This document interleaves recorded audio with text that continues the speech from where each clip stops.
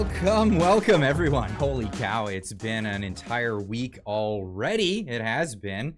And we're back. It's Friday night one more time. Welcome everyone. I'm not gonna lie, I've probably had the worst day, like a really horrible day. So it's time to cheer things up. It's time to bring things back to a good mood and bring the chat on over here. Holy cow, the whole day started with probably the worst thing that can happen to somebody who wakes up super early and needs an alarm clock. And this is funny story actually. I have this old phone. And I replaced it a number of months ago, actually. And the reason why I replaced it is it has this weird habit. I don't know why it does it, but occasionally on random, it restarts all on its own. Now, that being said, that would be fine and all dandy. You get a phone that restarts, but it requires a passcode to fire up the operating system. So my alarm clock is inoperative when it does that. Anytime it does that, it just does not have an alarm clock. And I rely on this thing for an alarm clock. So what I did was a bunch of months ago, I replaced the phone. I bought another phone and I went all out and I bought one of those Samsung flippy gadgets, right? Oh boy, was that a mistake. Yeah, of course. I thought it was a good idea. I was kind of worried about the screen because, you know, you have a flip phone with a flip screen. That could mess up. Tech companies are in on it. You're being watched. Oh yeah. They're watching me break my devices. That's what they're doing. Anyway, what happened was I was worried about it. So I was like, oh, you know, I'm glad I have this insurance. And they told me, yeah, you have insurance. If your phone if the screen ever breaks, you can get a new screen for just $40. So I get the phone. The screen breaks. It didn't take long.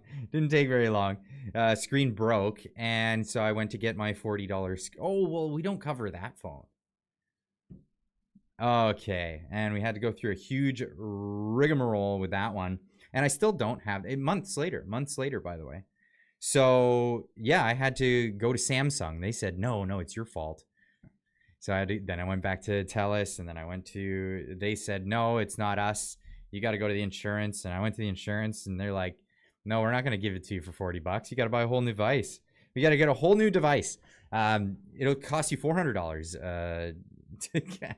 Anyway, been fighting with this for a while. Long story short, I'm back on this old device and every once in a while, it just likes to turn off. And TELUS sucks.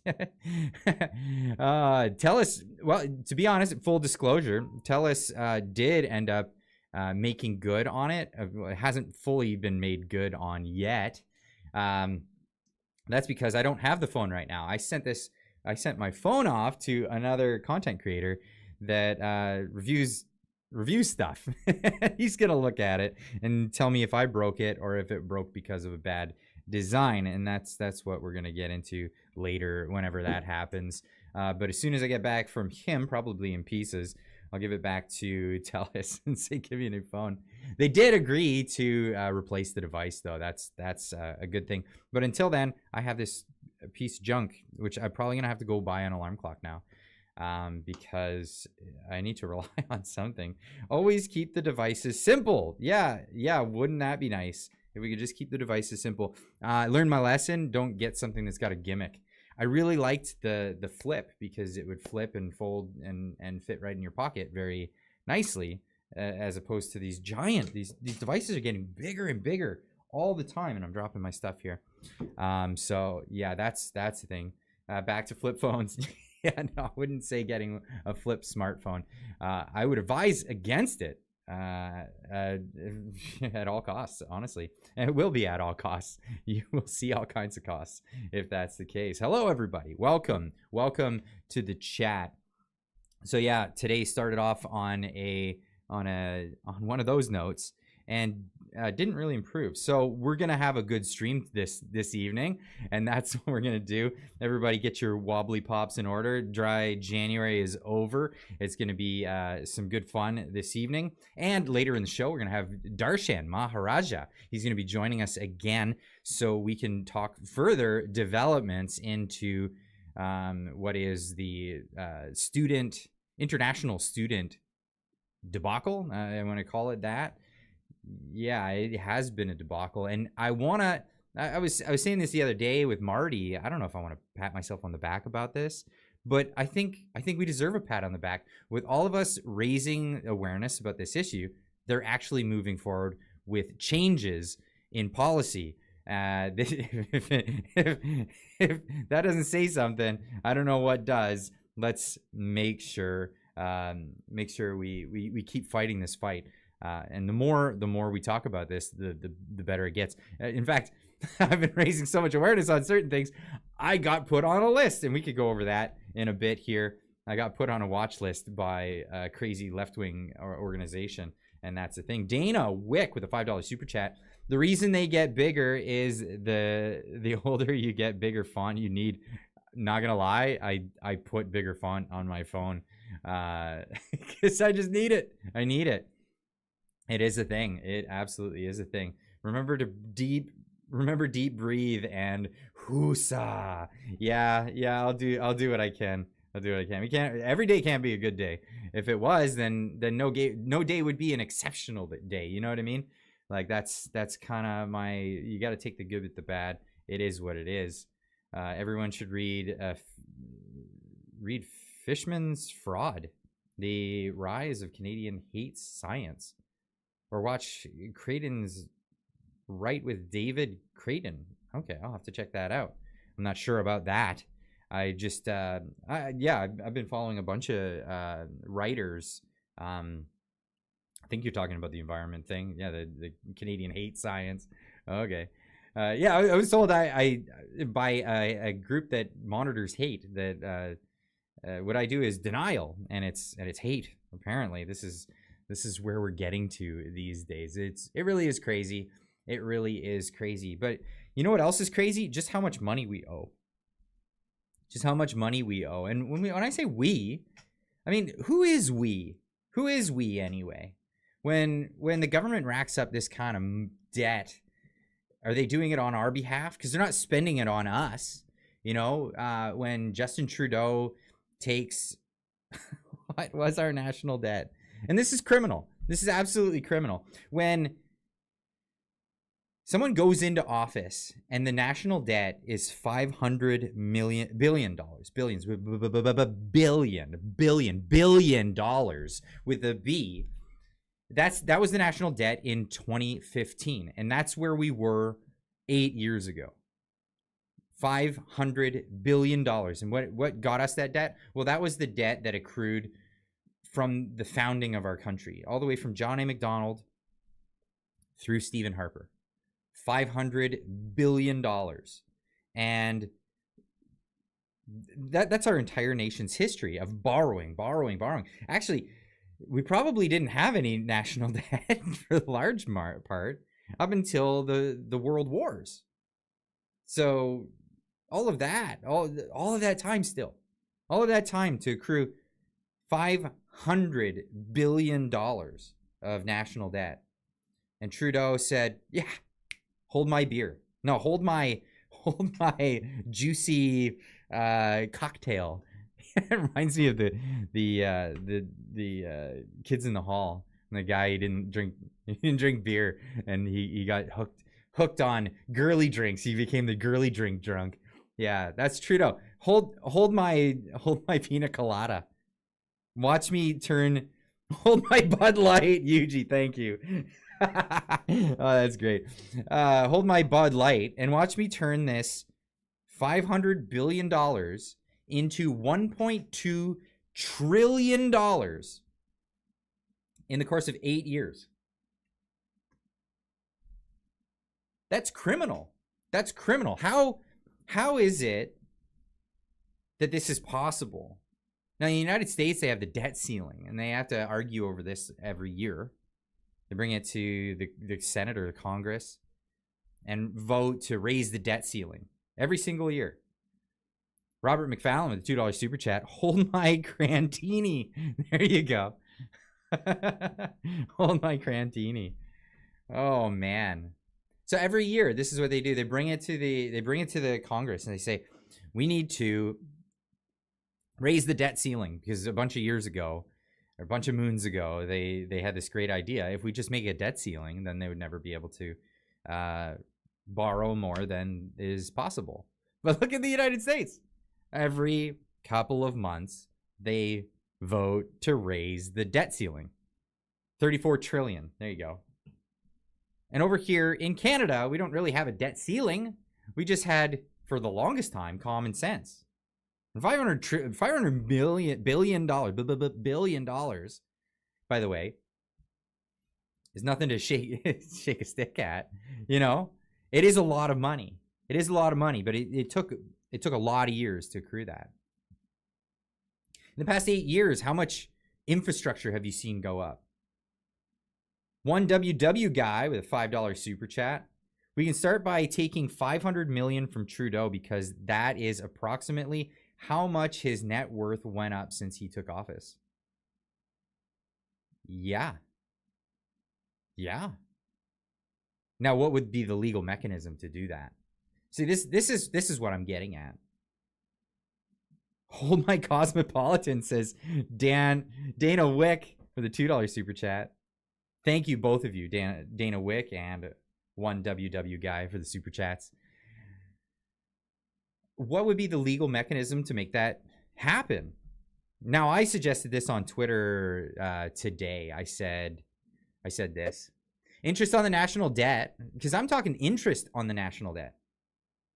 Do you recall Trudeau saying, but debt, it's never been lower? Actually, I want to get to that clip. Where is it? Trudeau.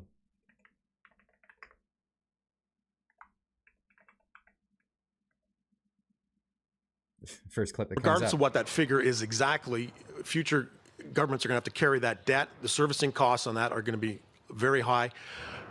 Sorry? Look at his face. Sorry? We're going to have to carry that debt. Sorry? The servicing costs on the debt that you're going to have to carry, that you're adding to now, right?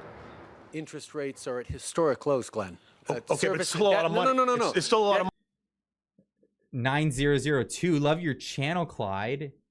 And what? Sorry, where'd that go? Love your channel and what you stand for. Watch you every day, from Sask. Thank you so much. I really appreciate that. You didn't get to watch me today because I woke up late. But that sucked. 3 hours I slept in until my kids woke up. LibCharge just announced that they're giving another $143 million to Toronto's Chow today. Just me, Nicole, with a $5 super chat. Thank you so much. Yeah, we're gonna get to that. This is Trudeau. No. Why can we rack up the debt? No. Excuse me. On that are going to be very high. Sorry? The servicing costs on the debt that you're going to have to carry, that you're adding to now, right? Interest rates are at historic lows, Glenn. Interest rates are historic lows. Yes, they were. But is that going to last? Do you think that'll last forever? Did anybody think that would last forever? I sure as hell know that I was saying that it wouldn't last forever. Let's see what the Bank of Canada had to say about that. Our message to Canadians is that interest rates are very low and they're going to be there for a long time. We recognize that Canadian businesses are facing an unusual amount of uncertainty. And so we have been unusually clear about the future path for interest rates.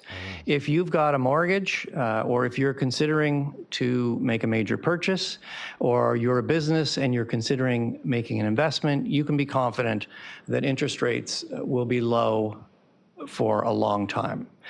How does this guy say this and not get sued? I need to talk to a lawyer about this.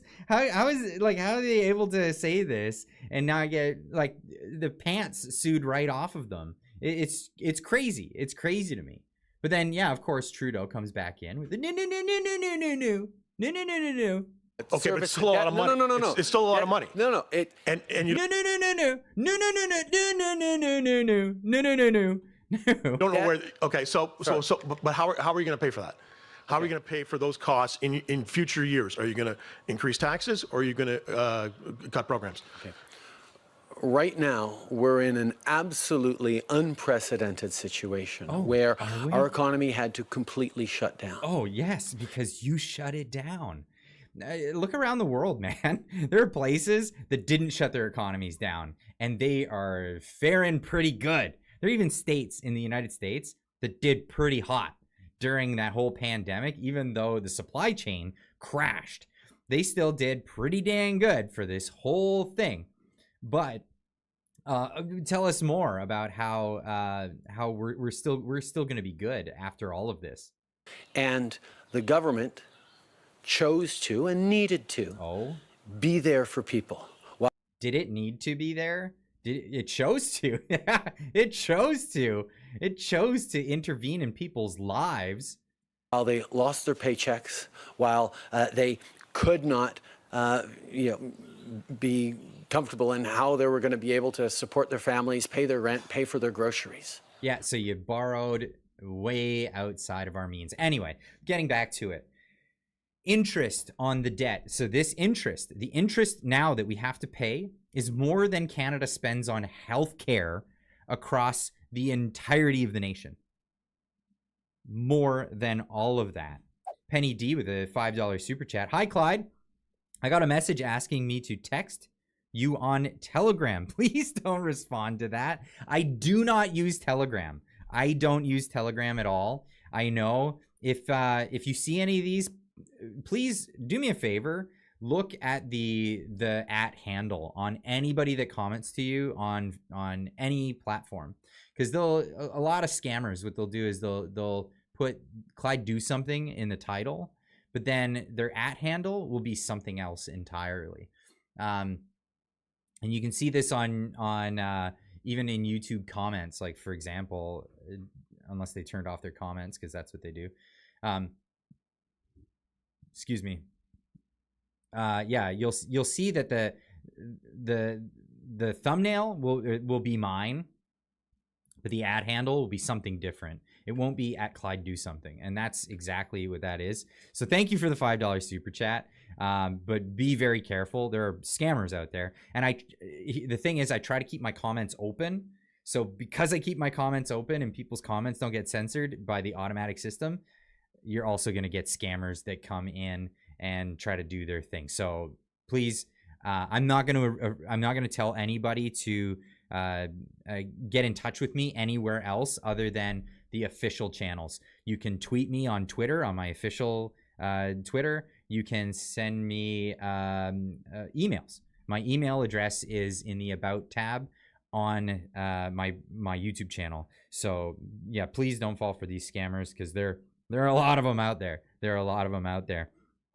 Patch Duress with a $13.99 super chat. It is really shameful for Canadians to have been ruined by BIDA, by the male feminist rats. Trudeau, Castro, Mendocino, Algebra, is it Algabra? Guillo, Gibo, I think that's pronounced. Fraser, Champagne.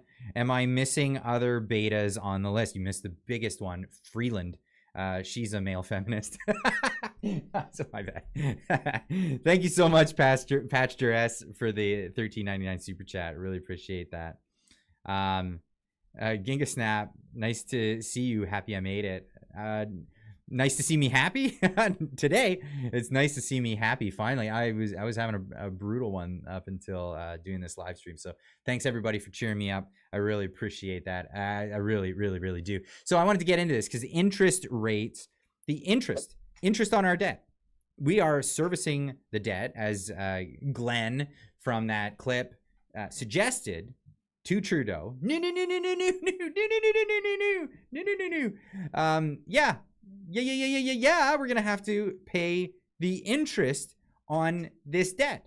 And now we're paying more interest in Canada on the debt, more interest. So this is money that just goes to interest. It doesn't go to anything good on our debt, more than the entire nation spends on the crappy healthcare that we have in this country.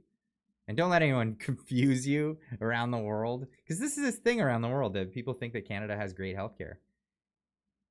Of the G20 nations, we have the worst services. in healthcare. The worst. Not only that, we are the only country in the G20 that has outlawed using private medical. You cannot use private medical in Canada. You can't just opt out of the government system and use a private system. They don't have that anywhere else in the G20. And some people might say, yeah, but Cuba has great healthcare. Go there and check it out. Go there and check it out. Don't just watch Michael Moore. Seriously, it's crazy. It's crazy. And do you think why they're not in the G20 for one, and they'd probably be lower than us. Absolutely. I wouldn't go to any of these. Yes, you can, Clyde. They introduced it in Manitoba in 2019. Yeah, but this is the crazy thing. In Canada, you have to travel to get private medical. In British Columbia, we have private surgical clinic, Cambie Surgical Clinic, run by Dr. Brian Day. People from any other province can come here, but no British Columbian is allowed to go there. This is how crazy our country is. It's absolutely insane. Underrated democracy with a $10 super chat. They shut down the country on purpose, destabilizing on purpose. So people beg for help from big government and big corporations. This is a move to bring in socialist government. Couldn't agree more. I couldn't agree more. It really is that. And it's always socialists that have these moves. You know, bring in this situation, and then they turn around, they go, see how much of a failure capitalism is? What? you seriously saying this to me? Well, let's get into this. Interest on the national debt should be first deducted from members of parliament's salaries before coming out of tax revenue. If we had a balanced budget, there would be no interest payments. There would be none. If you can't run the government with what you have, you shouldn't get paid. And I really, really think this. I think the first place where we get our money to pay any interest on national debt, because there's no way we're going to never have a national debt. We should always have we're always going to have a national debt. But we should always be able to stay within our means. And borrowing way into the future is just a way of not collecting taxes in the here and now. And trust me, Canadians are overtaxed, and there's no way they're going to ever be able to collect more. Well, they're trying. They're trying. But this is how they get the bloat. They just get the bloat. And then they turn around and they say, you know, if the other government gets in, I know it's conservatives. They're the ones who are going to get in the next bit. Patch Duress with another $6.99 super chat. Worst healthcare in the G20 is so subjective. Our illustrious government would say MAID is top notch. Wow. Illustrious government would say that MAID is top notch. Yeah, they would. It's actually the fastest service and the most utilized in the G20 as well. It's crazy. But my main point here in this whole thing, and thank you so much, Pastor S, with another super chat. The main point here is that there's so much money to be collected. If you can't run the government with that much money, you need to cut stuff. And of course, the liberals want to say that if the conservatives get it, they're going to cut all your benefits. Do you know how much fat there is to cut out there? Do you realize how much absolute fat there is to cut? Like, it's crazy. This came to my attention today, and I was going to talk about this a little later on, but I might as well bring it up now. But this came to my attention today. This was posted back December 11th, 2023. So this came to my attention. We finally have the documents. Ever wondered how much it costs the government to administer the carbon tax? I wondered the same thing. So I forced the government to release the information. Wow, this is something we still have the ability to do in Canada. Freedom of Information Act. Everyone knew that we were paying for gas, heating, and groceries, paying more for heating, gas, groceries because of the carbon tax. It's a no-brainer. You're paying more for fuel, You're paying more for all of these things. Daifechu, thank you so much for the $10 super chat. Say something in the chat if you want to be heard. Yeah, put it in there. But this is unbelievable. So this is just the administrative cost of running a carbon tax in Canada. The administrative cost is $82.6 million a year. And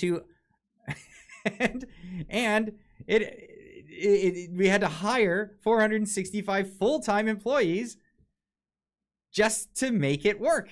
Just 465 full-time government workers just to tax you. And that's just one tax. Dana Wick with a $5 super chat. April 1st is the raise in the carbon tax and MP raises. Yeah, they give us all a new bill, a bigger bill, and they all get paid more. It's amazing. Isn't that amazing? Trish Prue with the $10 super chat. Hey, everyone show Clyde some love and hit that like button. Yeah, hit that like button. There's 912 of you in there. Only 407. Like, come on, let's do this. Let's do this. And you know how much it helps out with the algorithm. It really, really does. It helps helps tremendously, actually. And especially when videos get demonetized. They are coming for the monetization. This is something that it actually started happening this week. So yeah, definitely a big help across the board. But yeah, this is how much it costs to run a carbon tax. It's absolutely insane. I had another video. Where did it go? I was in such a clamor to get things going that I lost my order for all of this stuff. But let's get on to some other things here. So yeah, I had that to say. I really wanted to say that because I believe that's criminal. I think that in all honesty, the government, if they have any sort of national debt, it needs to come out of the salaries of parliamentarians. That's where it comes first. Before any of the tax revenue gets touched. Any interest goes comes right out of their salaries. And if it can't come out of their salaries, and if you can't get it all out of their salary, well, we're gonna have to start digging into some more other stuff, and then we'll see how quickly they're pretty good at balancing budgets. Conservatives better refuse April 1st. Raise one if you agree. I absolutely agree. I'm actually gonna keep an eye on that one. When do they vote on it? They usually vote on April 1st for that, don't they? So no, it comes ahead of time. It comes ahead of schedule. They vote on that. I think we'll be going over that. We'll be going over that and maybe talking about each individual one of them as the vote comes across. Their salaries come out from our taxes. Yeah, they do. But before they get them, before they get those salaries, they need to be weighed against the national debt. Hit the like, make Clyde smile. Yeah, no, I'll appreciate it. It does make me smile when I see that like going up. It really does. It really does. Thank you so much. Holy cow.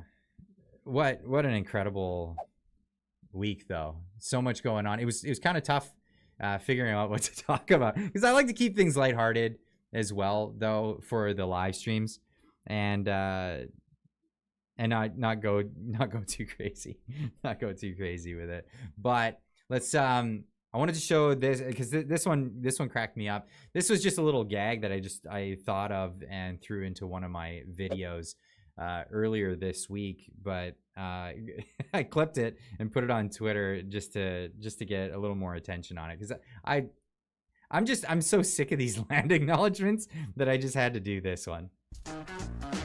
Now, before we get into today's report, I want to do a land acknowledgement. I am reporting on the lands once occupied by dinosaurs. That's correct. These majestic creatures used to roam these lands. And since we're doing acknowledgements, why don't we go all the way back? Now, moving on to the story. The United Nations has declared that we are no longer in the era of global warming. No, we are in the era of global boiling. Yeah, that's right. We are in the era of global boiling. Yeah, so land acknowledgments has become this huge craze. It was weird because I went to Japan. I went and lived in Japan for 3 years, and when I got back, this became a new thing. I'd never heard a land acknowledgement my entire life living in Canada, until suddenly we're all doing these land acknowledgments. I mean, that was in jest. I'm doing land acknowledgments for the dinosaurs that used to live on these lands. Those poor creatures that have been pushed out of their own lands by, I guess maybe we can say climate change. The climate changed all of a sudden with that asteroid that took them all out long before we came around. But that is neither here nor there. But here, I didn't know this. I didn't know this until somebody pointed it out to me on Twitter after posting this. But it looks like the government of New Brunswick told its employees to stop doing land acknowledgements in 2021 because of the legal implications of it. And it's kind of interesting when you dive into it, because there are legal implications, especially with this whole UNDRIP stuff that's going on. And I mean, I don't know how deep I want to dig into this stuff during the live stream tonight, but I wanted to go over UNDRIP actually with someone who knows a lot more about legal stuff than I do, and hopefully I can make that happen in the next little while. But New Brunswick employees told to stop making Indigenous title acknowledgements, but won't face repercussions if they do. Staff told to instead use approved acknowledgement that excludes words unceded and unsurrendered. Yeah, because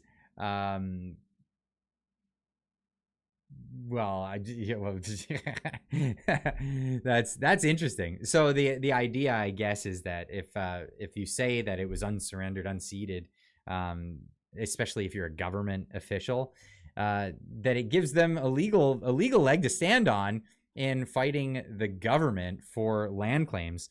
And yeah, I would probably suggest against doing that for sure. Yeah, George Orwell sure had insight. Absolutely did.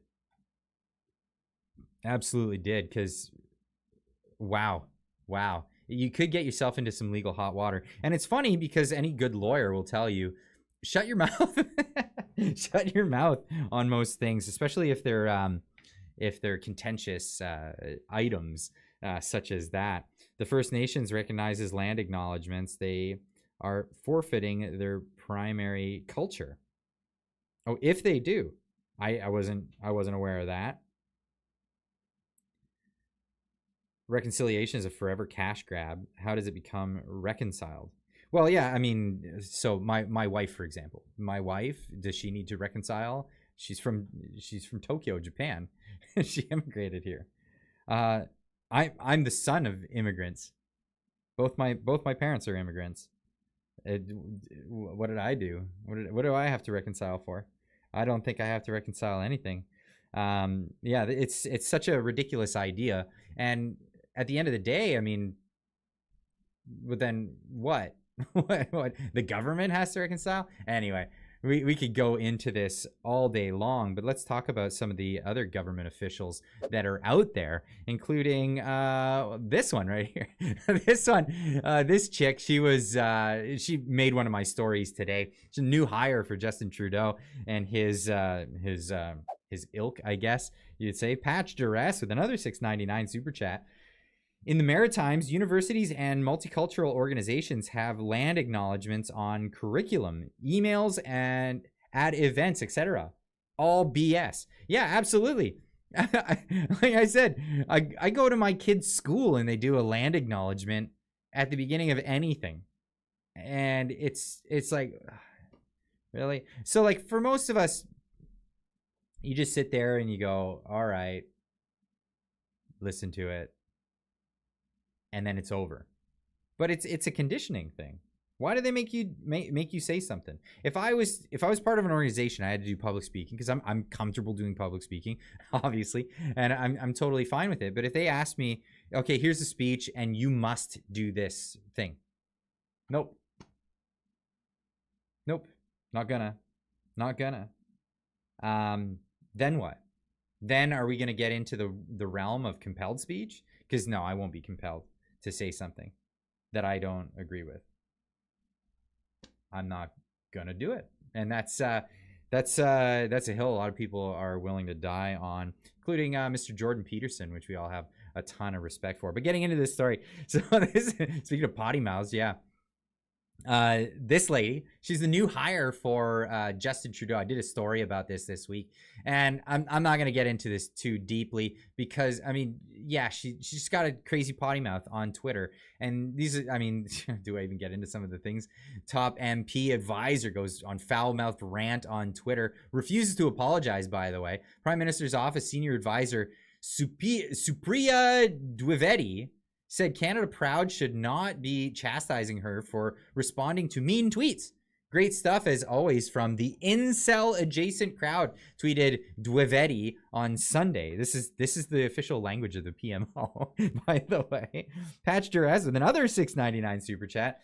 World Economic Forum took it a step further by having some indigenous spit on WEF leaders and do witchcraft, knowing Canada will adopt that practice. That was funny, actually.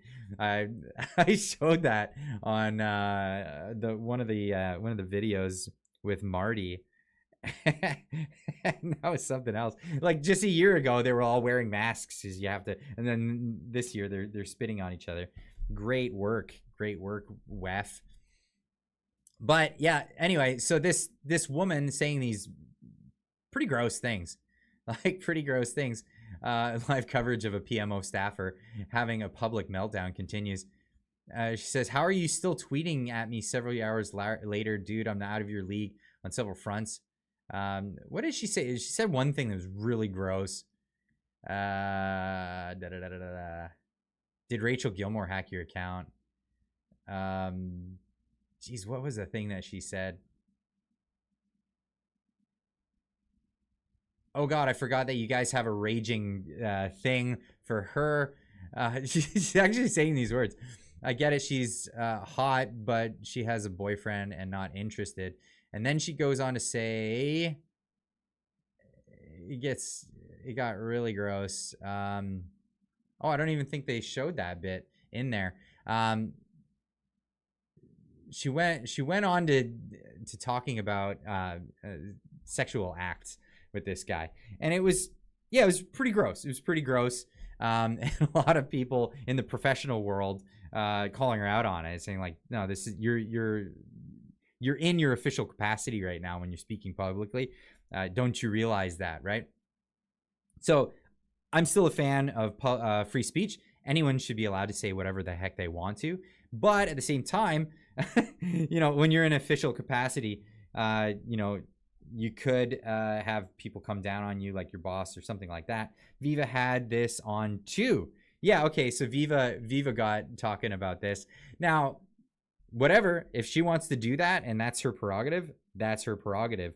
But if it's unbecoming of the Prime Minister's office and then they see it that way, well, they see it that way. And that really is what it is. Penny D with a $10 super chat. Just because. Well, thank you for super chatting just because. I really appreciate that. That's awesome. Now that's not the main thing that I wanted to get at. I was just getting at the interlude of how this has become kind of the norm in the PMO. It turns out that there was a guy, the Liberal staffer identified, there was a Liberal staffer that was, let's get this out of the way, that was identified as the balcony man, famous for cussing out Freedom Convoy protesters. Not joking. This guy, guy losing his mind. Despite the notoriety, Balcony Man, aka Balcony Guy, has never come forward and has never been publicly identified.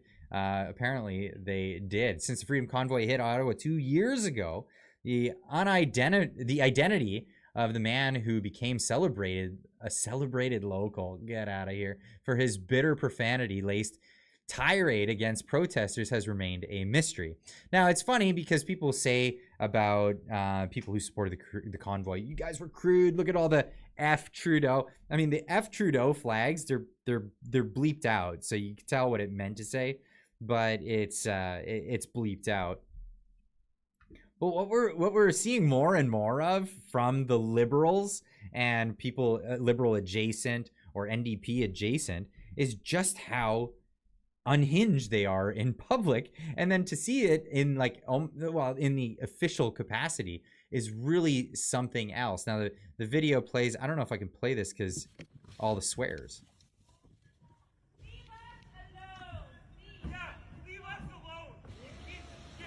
Okay, yeah, he says a lot of bad words. Anyway, what they get into in this article is they talk about how he calls them terrorists. Yikes. This actually got featured on what's this guy Colbert, who used to be funny ages ago, and then he got a mainstream media gig and no longer funny. He put this out there on his monologue when this came out. Now, of course, none of these people of course, like Colbert had any sympathy for, you know, millions of Canadians that didn't want to be forced into this thing that they were pushing, this medical procedure. Patch Duress with another $6.99 super chat. Balcony guy was just as much celebrated as Zexy Lee. Yeah, clown world. Yeah, right. Yeah, absolutely. This is the thing. But here's Colbert's coverage of this. North of the border, a bunch of Canadian truckers continue to protest vaccine mandates, and we've got an update in our ketchup-flavored segment, Whoa, Canada. Earlier this week, Canada declared a state of emergency, but truckers are still occupying downtown Ottawa, and Ottawa residents have had enough. As you can see in this video, you can tell how much of a hack this guy is. They declared a state of emergency. No question on why they declared a state of emergency. They declared a state of emergency across the entire nation because a bunch of trucks were parked in Ottawa. And it's funny because at the time they said they blocked all the traffic. There was no lanes open. And what do? They show an entire lane open right here. It's just absolutely insane right there. Absolutely insane. Steve's Hyde, member for 5 months. Wow, it's been 5 months already.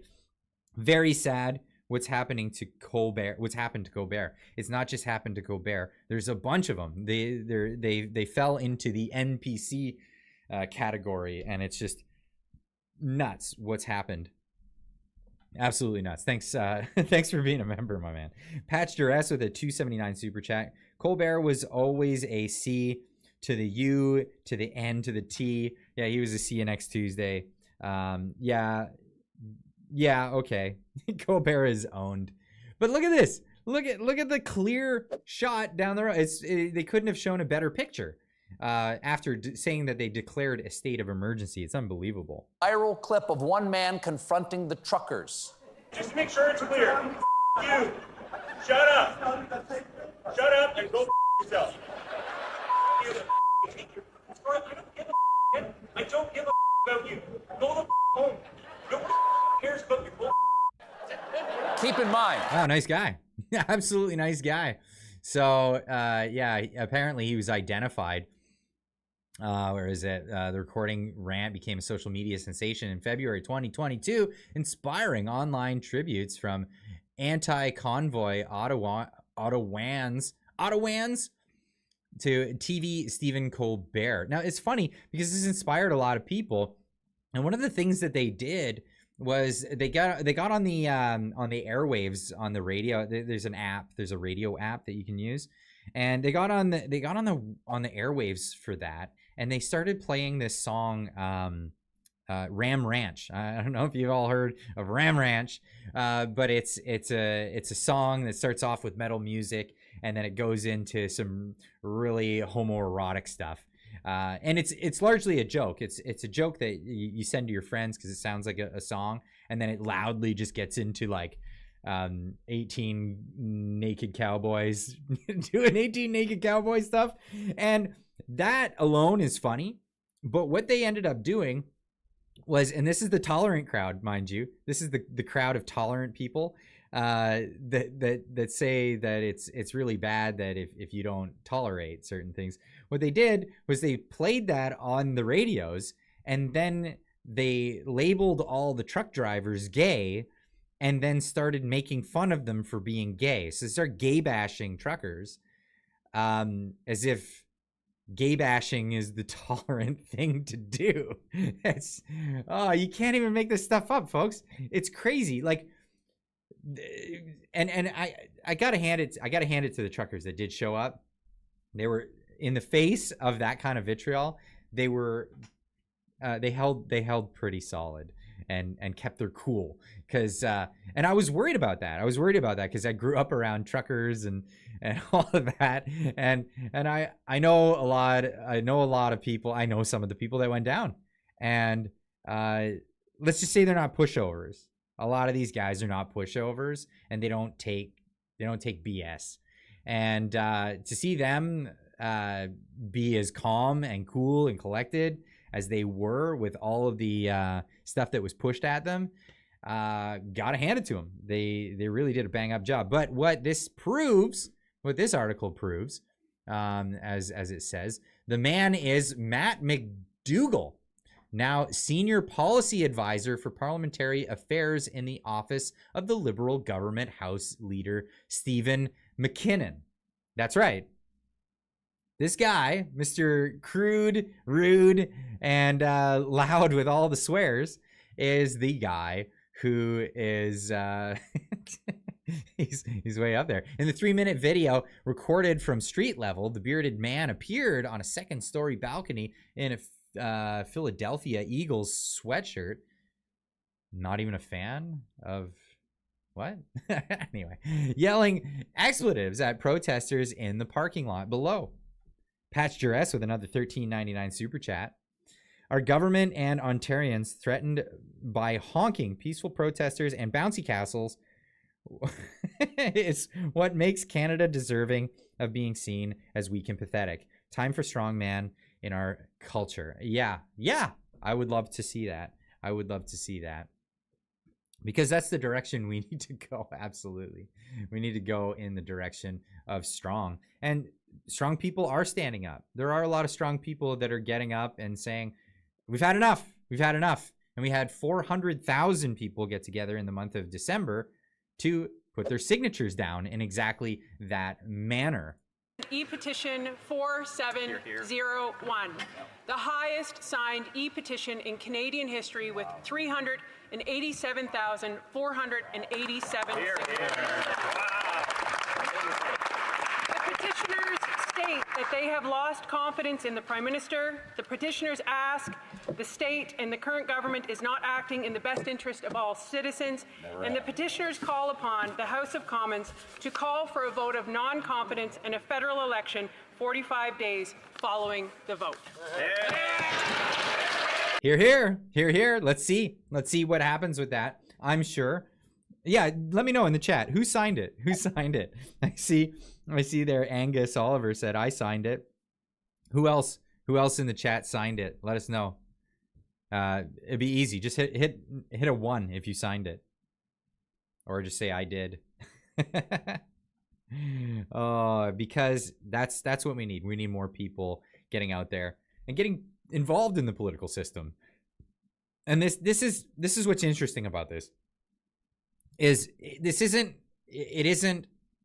an exercise in futility. Look at that chat explode. That's amazing. This isn't an exercise in futility. This is an exercise in having your voice heard. Now, of course, they're going to strike it down because they have the Liberal, NDP, and Bloc Québécois government to put them together. It's all put together right now so that they'll all vote against it.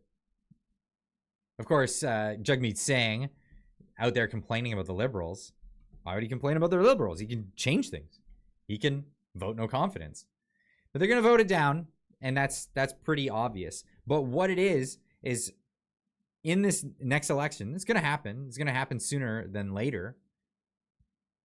When it comes down to it, all these people that are running back for office again, they're going to be asked, hey, weren't you that guy that wouldn't vote no confidence? You liked the government that was in place. You approved of the government when 400,000 Canadians said we shouldn't. Patch Duress with a $6.99 super chat, another one. Even the way typical Canadians speak in public and in office is weak. Anyway, weak, always in the passive, never using active verbs, never using yes and no. I got to agree. We need to see more of that. I think Canadians are well known for their passive aggressiveness. It is a thing. But we're seeing better things happening. In Alberta, just this week, we saw this. My fellow Albertans, today I wish to address a very sensitive issue involving our children and gender identity. This is not always an easy conversation to have. I strongly believe that we as a society must support and reach out with kindness and inclusion to those who identify as transgender and work to eliminate the discrimination they often experience in their lives. As Premier of this province, I want every Albertan that identifies as transgender to know I care deeply about you. And that's the misconception here. Penny D with the $2 super chat. I signed it. Thank you very much. This is the misconception about this whole thing. Because we're trying to protect children doesn't mean, and is it a misconception or is it intentional? Is it intentional that people are saying, you want to erase transgender people? Are you kidding me? Like, no, if you're an adult and you feel that way and you know, for whatever reason, you spoke to your psychiatrist or whatever, and you feel that that's your thing and you want to do that, even if you didn't, just however you want to do it. Whatever, you be you. In fact, I would love to extend this invite to people on the left. I would love to extend this invite. Before that, Robert McFallon with a $10 super chat. I effing signed the effing crap out of that mofo. All right. All right. That's great. Thank you. Thank you, Clyde, for your dedication to us. I signed it. Thank you. Thank you. Thank you for your dedication to supporting this channel. I really do. I really do appreciate it. But I want to extend this. I want to extend this to everyone on the left, the right, everywhere. This should go far. I hope it does. I want for adult people in our world, Steve's Hyde with the $2 super chat, intentional distraction. Well, yeah, if they're coming after your kids, it'll distract the hell out of you too. It really will. And if you got kids in school right now, it probably is going to distract the hell out of you. But I do want to extend this. I want to extend this to everybody, left, right, center, wherever you happen to fall. I would like for people, adult people, to do whatever the heck you want to do. Anything that you want to do in your life, go knock yourself out. Please, go have fun, do your stuff. As long as you don't hurt anybody, infringe on anyone's rights, go do your thing. Enjoy. Enjoy. All I ask is that you give me the same treatment. Please allow me to think and do things the way I like, as long as I'm not infringing on anyone's rights or causing anyone harm or damaging property.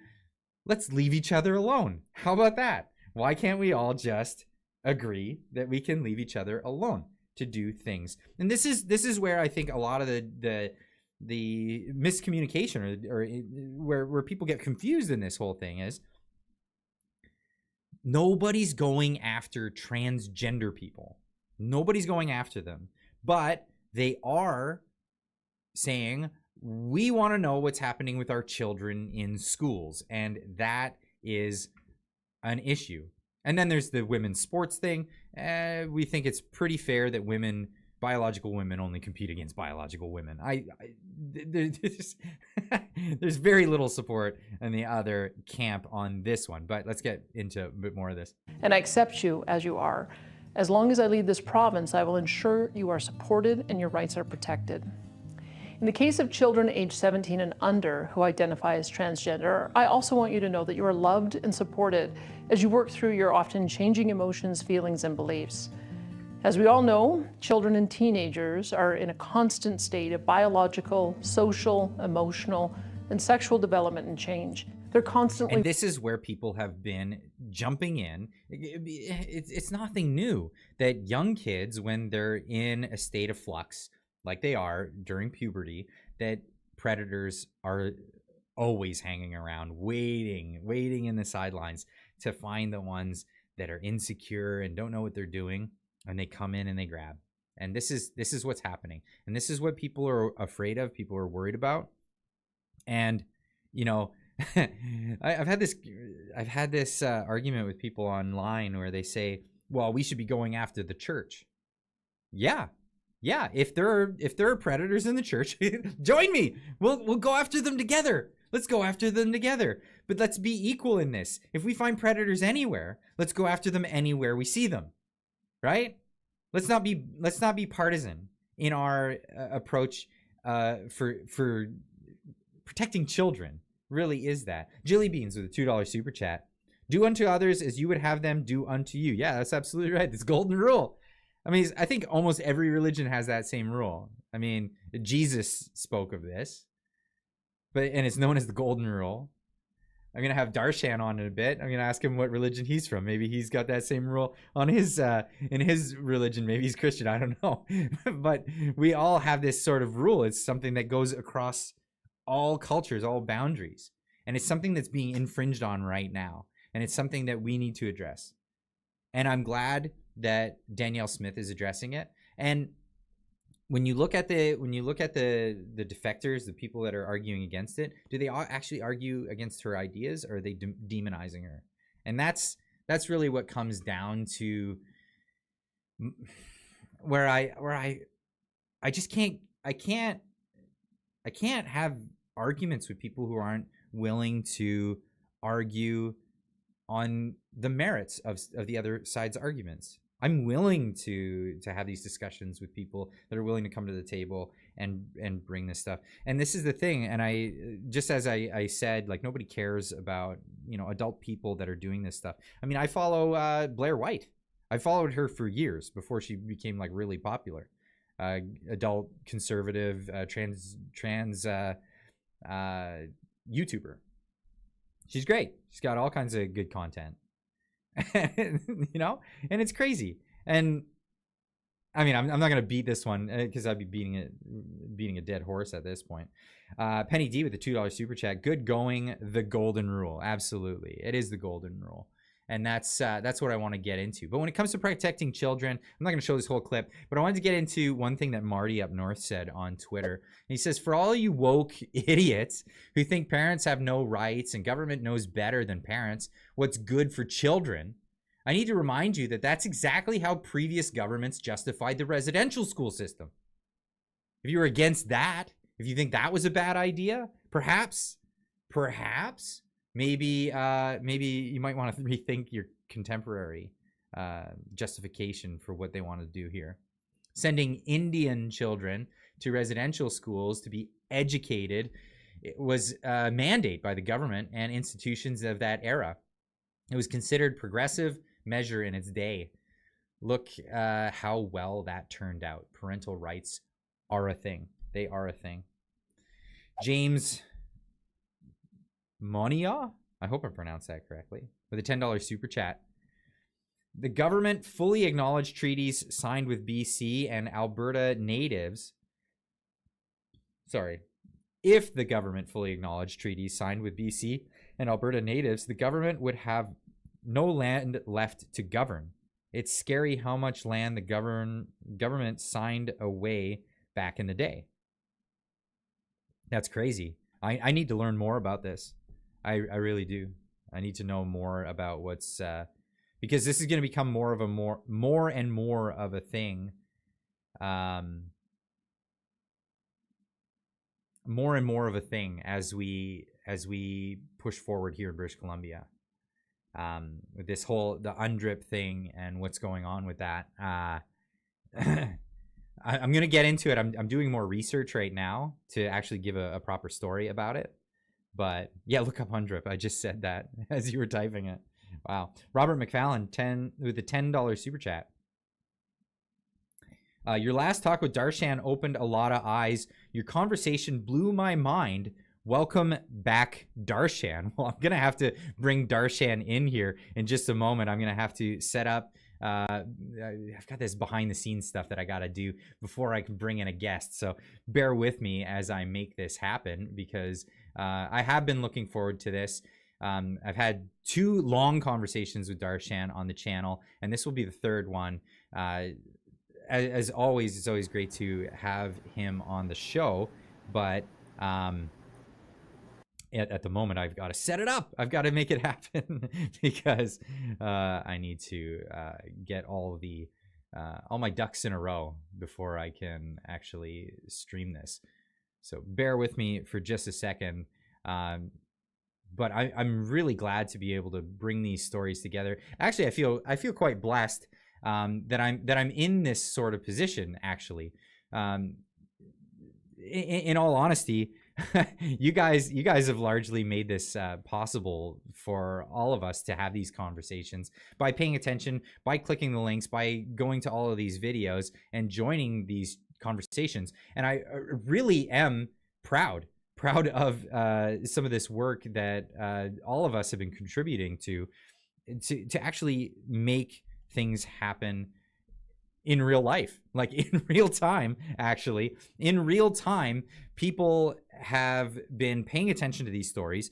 People have been getting involved, saying their piece, writing letters, because of the conversations that we've been having publicly. This is what's so important about today's day and age, with journalists being able to do their thing on Twitter, on YouTube, have these conversations, have people like me. I'm just a mouthpiece, you know. I'm not doing the great work that people like Darshan and others have been doing, but I am doing my best to bring these stories to light so other people can see what's happening. So without further ado, once again, let's welcome Darshan to the show. Darshan, thank you so much for joining. Oh, good to be here, Clyde. Absolutely. It's a real privilege to have you here, and to bring up, like in the intro here, what I just said. Honestly, without this technology that we have today, without the advent of being able to, tube yourself, YouTube, things like this, we're actually able to get these stories out there, and because of that, we're affecting real change. Since we spoke recently, there's been a bunch of developments. Yeah, there have been. And in fact, I was thinking about this technology part earlier today. And this is one major reason why so many governments want to control, and if I may use the word censor, the internet, is because it is so tremendously empowering, and it starts from, something that is not even noticeable. So I'll just quickly line up the sequence for you, what I was thinking about in the afternoon. That Marty made that post about, I'm not anti-science, I'm an engineer. This was almost 2 years ago, maybe 1.5 years ago. And it went super viral. I mean, it just took over Canadian Twitter for days and days. And by then, myself and Marty may have interacted a few times and been in agreement on certain issues, but we hadn't interacted that much. Mm-hmm. But I saw that, and I wrote an article about, whether the tide is turning. And that also took off, not as much as Marty's tweet, but after 48 hours, I counted that the article had got 1 page visit every 9 seconds. Oh, wow. So for 48 hours straight. So there, it caught the notice of folks at Western Standard. So we did a show with them together, myself, Marty, and another lady, and the host. And it's And like then it's like from pulling teeth to get people to click on an article too, right? Like they'll yeah, like your post or they'll retweet it, but to actually get them to yeah, click an article and read through it, that's something else. yeah. And my articles are long, usually not less than 2,000 words. Right. And for people to read that, I mean, it was gratifying. But then, myself and Marty got to interact more. And then he mentioned me on your show. And then I came on. And as of now, our first video has like 171,000 views. I didn't realize And it one, actually had that much. Wow. yeah, Holy cow. yeah, it's got like 1,700 replies. And I think about 4,000 likes or somewhere there. So this it grows from something very small. Mhm. You can liken it to a seed growing into a tree. It takes a while, just like a tree, but it is so tremendously empowering, which is why so many governments want to censor or control what you can say and how you can express yourself on the internet, because this is just the beginning of the social media. Internet has been around for like 30 odd years, but in terms of real participation of the average person, who is not so average actually, it is so empowering that it is threatening to the existing power base. Well, that's it. We're less than a decade into seeing real social media influence. It's such a term though. Social media influencer. The two of us are technically that. Like that's what we are. Even though I think the term is largely cringy anymore. But that being said, there is real influence there, and these institutions that had all the influence are losing that, and they're losing it quick. And man, are they lashing out! Like I found myself and Viva Fry, we were both put on a list of so-called from some hate network, because there's a bunch of them. There's a bunch of these hate networks, or anti-hate networks. They are hate networks, but they masquerade as anti-hate networks. They put us on a list as deniers of climate change deniers, the new denial they called it. And they put us on a list with the likes of Joe Rogan and Tim Pool and Jordan Peterson. Like, I'm like honored to be on this list, but they're putting it out there. In fact, all the people in the comments were saying, "Oh, thanks for compiling this amazing list of people that I should follow." It really is helpful. But that being said, there is a target. The effort here is to target individuals like yourself, like me, like Viva Fry, and of course the bigger players. What's happening with Jordan Peterson here? They've weaponized the College of Psychologists in order to go after him for things that he says openly on the internet. And I had a hard time covering a story recently about some loudmouth that works at the PMO, works at the Prime Minister's office, and because she said a bunch of mean stuff on Twitter. And I found myself at odds with like what everybody else was saying. Like, yeah, she's gross and she says these awful things, but she has the right to say it, really, doesn't she? Maybe it doesn't look good professionally, and I don't know if I would look at somebody professionally the same way after reading things that they said like that. But that being said, she does have the right to say it, so who am I to say that she shouldn't? Right, but she's being paid by the taxpayer right now. Yeah, she is. She can't go around insulting taxpayers. Well, but that's the thing. We can't fire her because, well, she's not voted in. There's no electoral process for bureaucrats, which is unfortunate. I wish there was. We'd get really busy as voters. That'd be a thing for us. But yeah, it just doesn't look good professionally. But that's the argument that they're going after Jordan Peterson with, and they want to remove his license on that same argument. Right, and this ties into what we started discussing initially, which is that independent voices, or voices that are not coming from established institutions, are having disproportionate impact compared to their size on the public's awareness or sensitivity to issues that they may not have known. Like, our first video on international students, uh, 1.5 hours long for 170 odd thousand people to spare their time. Because remember, we are supposed to be in an attention economy where you see the headline and you form your perception and you move on. You don't have time to read the whole story. In that environment, for 170 odd thousand people to devote 1.5 hours non-stop of their time, and then all the information that we presented, that started having a lot of effect. In fact, this talk is where I have got the maximum messages on my website through the contact page. And as I noted on Twitter the other day, almost all of them are of Indian origin. Really? Some have, yeah, some have come from, come recently. Some have been around for 20, 30 years. Some were born here, but they still have connection to India. And so many of them telling me, thank you for saying this. We have been feeling so frustrated because this is also affecting the image of the entire community, the way things are going. So I got so much feedback, not just on your YouTube video, where we have 1,700 replies, Right. but so people found out my website, located the contact page, and sent me a message. Those are almost all of Indo-Canadian ethnicity. And then I viewed the entire video again, and I realized that even though we spent 1.5 hours, there were certain major points that I missed. Because remember, upfront, I had said that this issue is so huge, it is difficult to decide what to say, Exactly. where to.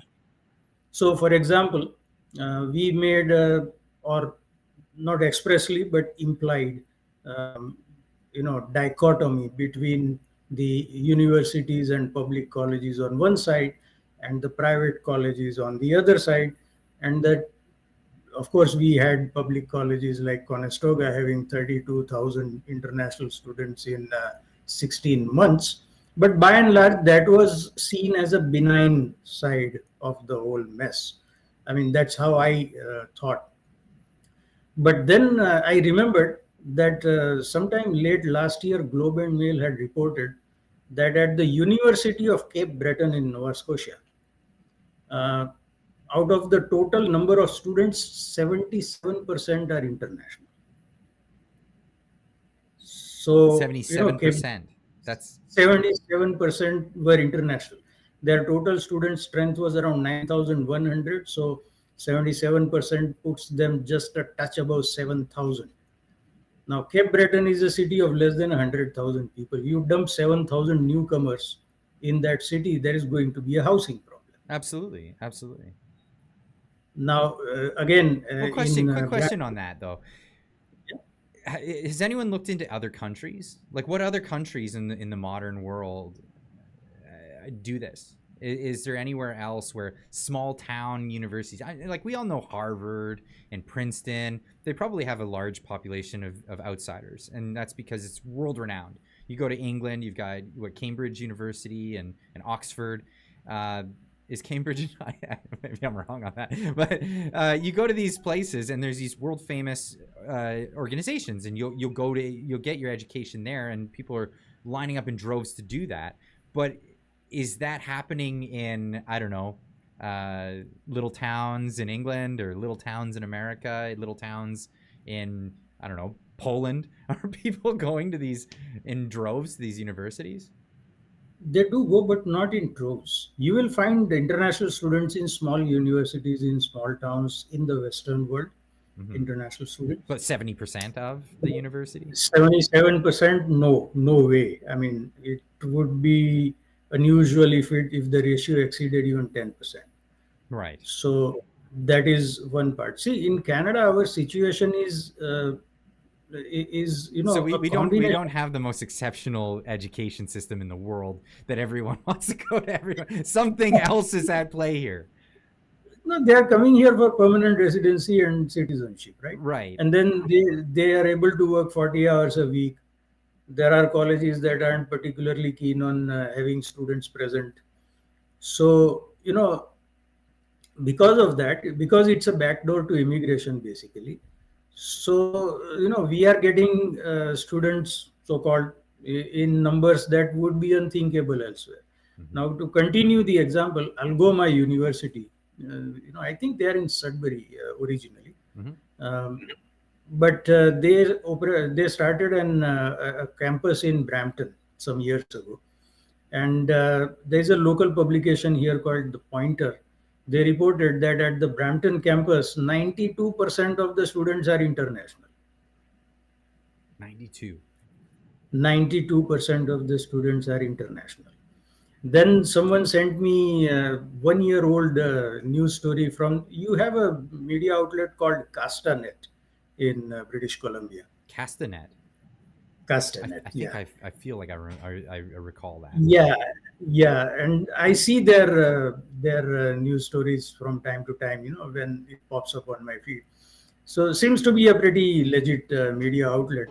They had reported last year, almost a year ago, that there's this. See, I made notes because I don't want to forget anything. Fair enough. I don't make notes normally, but after 1.5 hours, if I'm missing major points, then I have to sit down and write them down. There is a Thompson Rivers University in British Columbia, where at that time the international students accounted for 50% of the student strength. 50. Half of the students were international. Right. So, when we spoke about it for the first time, there was a kind of an implied classification that the good institutions are all on the public side and bad institutions are all on the private side. But there is a lot of gray area in between. We also spoke about... Right, because what we were talking about was, and this came up. This came up actually, and I want to actually play this because I ended up putting a short together. And it really hit hard because it was this idea that these fly-by-night universities above a a McDonald's or whatever could end up becoming this a backdoor for immigration, and it was a sham. These aren't real degrees that people are getting. This is just it's just some sort of charade for something else. I have the clip here. These institutions are smart, and they've gone and they've seen that they can get tuition fees that are 4 or 5 times more than what my kids pay at McGill or Acadia.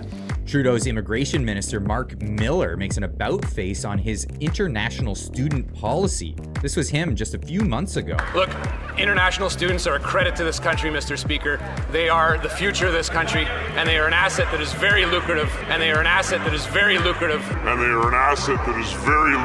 Independent journalists broke the story that this was actually a scam billion-dollar industry and a backdoor for immigration. It is not the intention of this program to have sham commerce degrees or business degrees that are sitting on top of a massage parlor that someone doesn't even go to, and then they come into the province and drive an Uber. But that's exactly how it went down.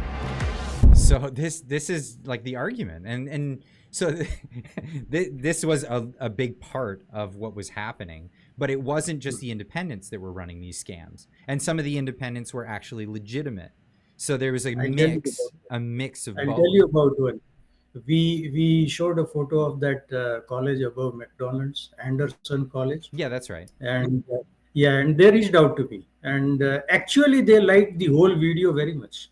Oh, okay. They said, you guys have done a fantastic job. But they said, you know what, our college is not in that kind of a category, so we invite you to discuss. So we had a chat on Zoom. Well, that's what I like to hear. I like to hear these institutions reach out and say, you want to talk about it? We're willing to talk about it. Because most of you usually get a stonewall when you go to reach out to these people. Or someone reacts angrily but doesn't offer any evidence. Right, so they reached out to you and you got to speak with them? Oh, I spoke to them nice. For about half an hour on Zoom, and then they invited me to their North York campus. And Clyde, I'm telling you, this is a serious college. Oh, okay. All right. Serious. I mean, at the North York campus, those wide, like almost 40, 50 feet wide buildings, or maybe more than that, they've got 4 floors. They've got tons of equipment. I mean, So they're actually training people. There's yeah, I education saw going on. dozens of students, dental assistants and uh, medical laboratory technologies, and they've got tons and tons of equipment. All of that is pretty new. Maybe there are later models, but it's pretty new. And they said they don't have any course that is completely online. Now they showed me a distinction between virtual and online. Virtual is something that basically they started during the COVID lockdowns because people couldn't come in.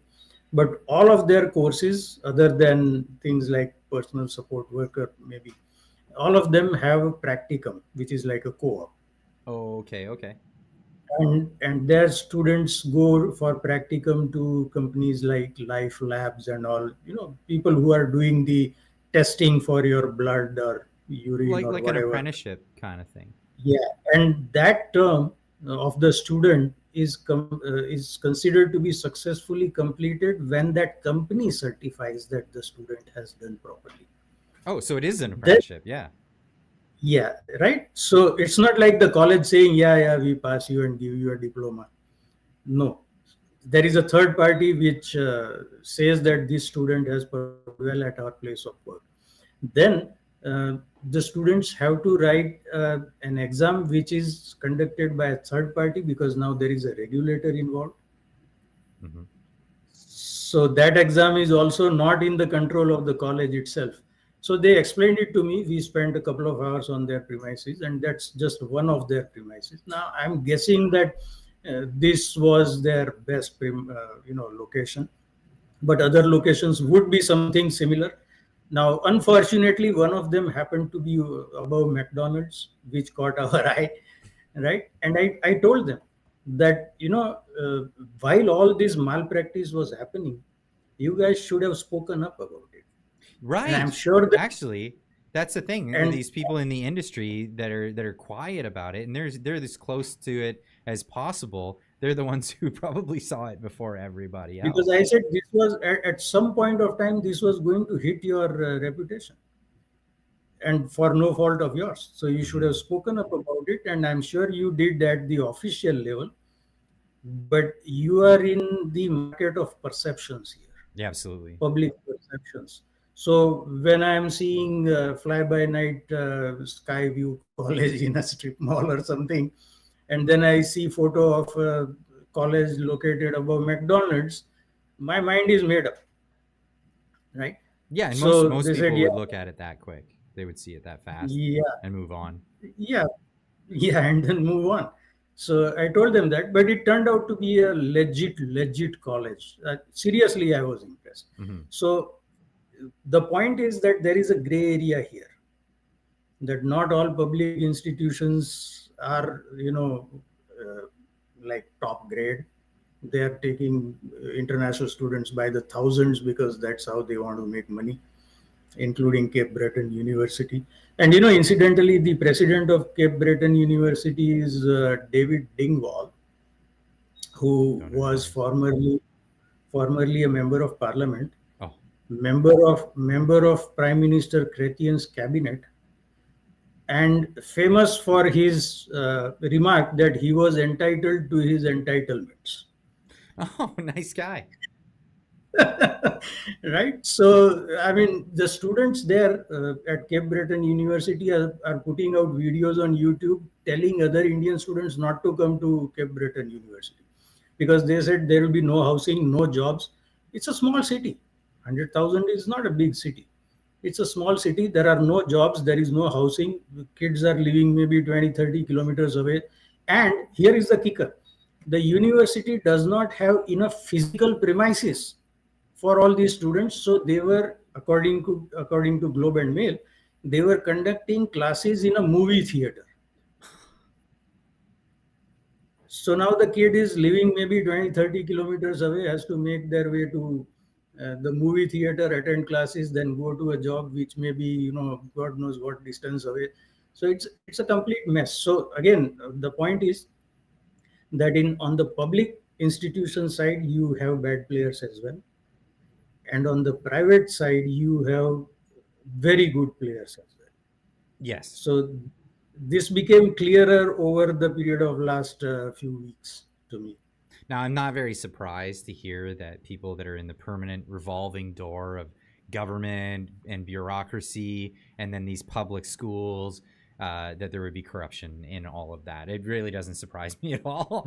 In fact, to say that the public option had no corruption would be the biggest surprise to me, if anything.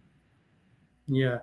So, once Minister Miller made his announcement about reducing the intake by 35% to 364,000, this was such welcome news because they were, first of all, no longer denying that there was a problem.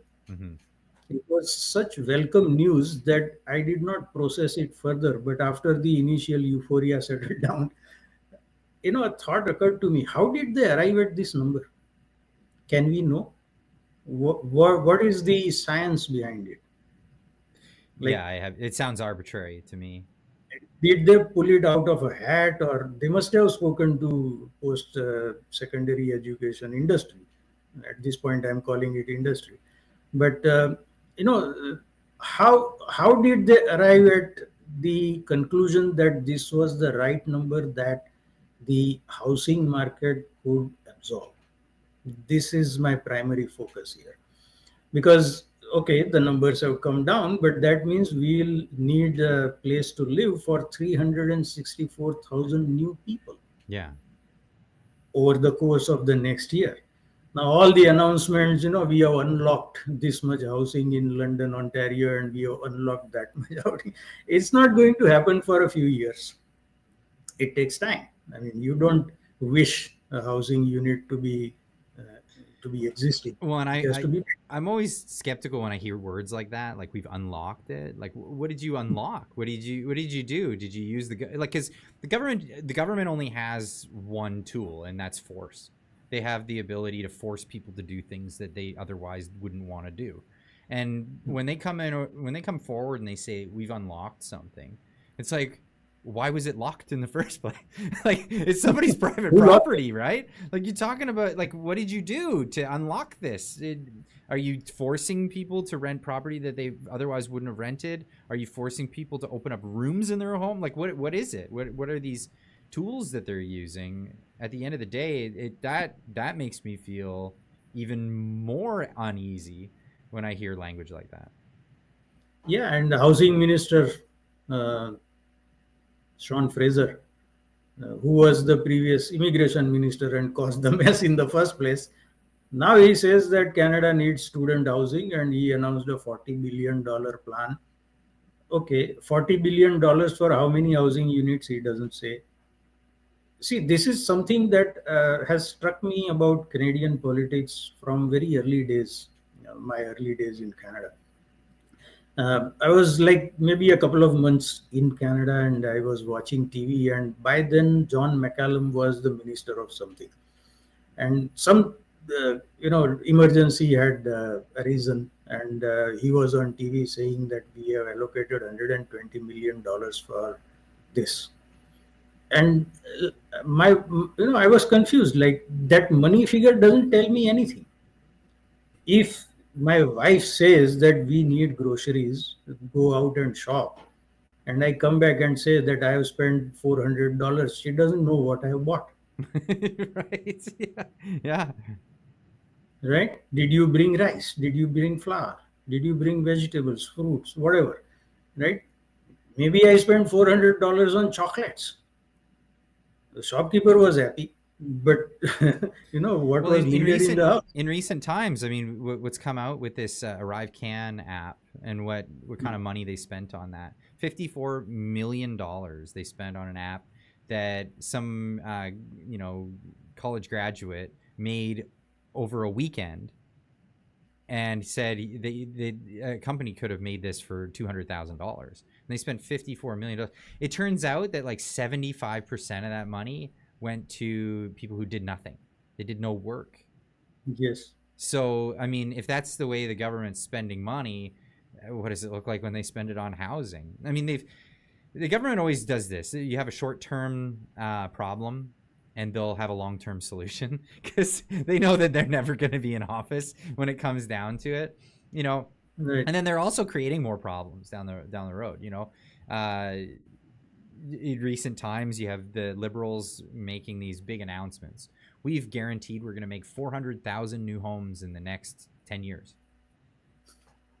Well, what's that going to do to your immigration policy of 500,000 per year for the next 10 years? Like that is a giant shortfall. And I mean, math isn't their best suit. They're not known for that. But we're really in trouble at that point. And the best thing that I thought about the talk that we had, our first original talk, because it was our first time communicating with each other and getting to know these stories. But the biggest thing that struck me and I thought resonated with me the most, and I'm sure it's resonated with so many people for this reason, is because this isn't out of some redneck, we don't want new people in our country kind of mentality. No, it's well, how are we supposed to be responsible if we're inviting all of these people to come? They show up and we don't even have the infrastructure for them to be here. And we're selling them this false story. They're dropping everything and they're coming here. They could have gone anywhere. They could have gone to any other country. And by all means, like I'm telling this out to people out there in the world, if you're thinking of coming to Canada, really assess the situation. Like have a look at what Canada is like before you go, and go check out these other countries, because you might be getting, you know, sent up shit's creek without a paddle. The old expression, right? Like it's genuinely out of the interest of these other people as well as self-interest in our own country. We don't want people to come here and have a crap deal. Yeah, you see, when a university is signing on students and taking money from them, knowing that they don't have enough classrooms for the students, I think words like scam and fraud are too small to encompass what is happening there. They're taking big money. And, you know, these students with all the dreams in their eyes, and they think they are going to a university, not to a college now. You know, that distinction, I hope, is clear to them. But even then, it doesn't work for them, where the university doesn't have enough classrooms and sending them to a movie theater to attend classes. I mean, that's the height of dishonesty. So, you know, when all these things started coming out, and we were only one of the voices in this debate, there are others who have also been pumping out data, including like that 32,000 students at Conestoga College in 16 months. There are people doing that. So all that shows that, the establishment, that is the political class and the institutions, not just the educational institutions, but other institutions as well, were perfectly aware of what was going on, because now the kind of statements and moves that they are making smack of damage control. And my perception is that they are trying to see what is the bare minimum that they can get away with.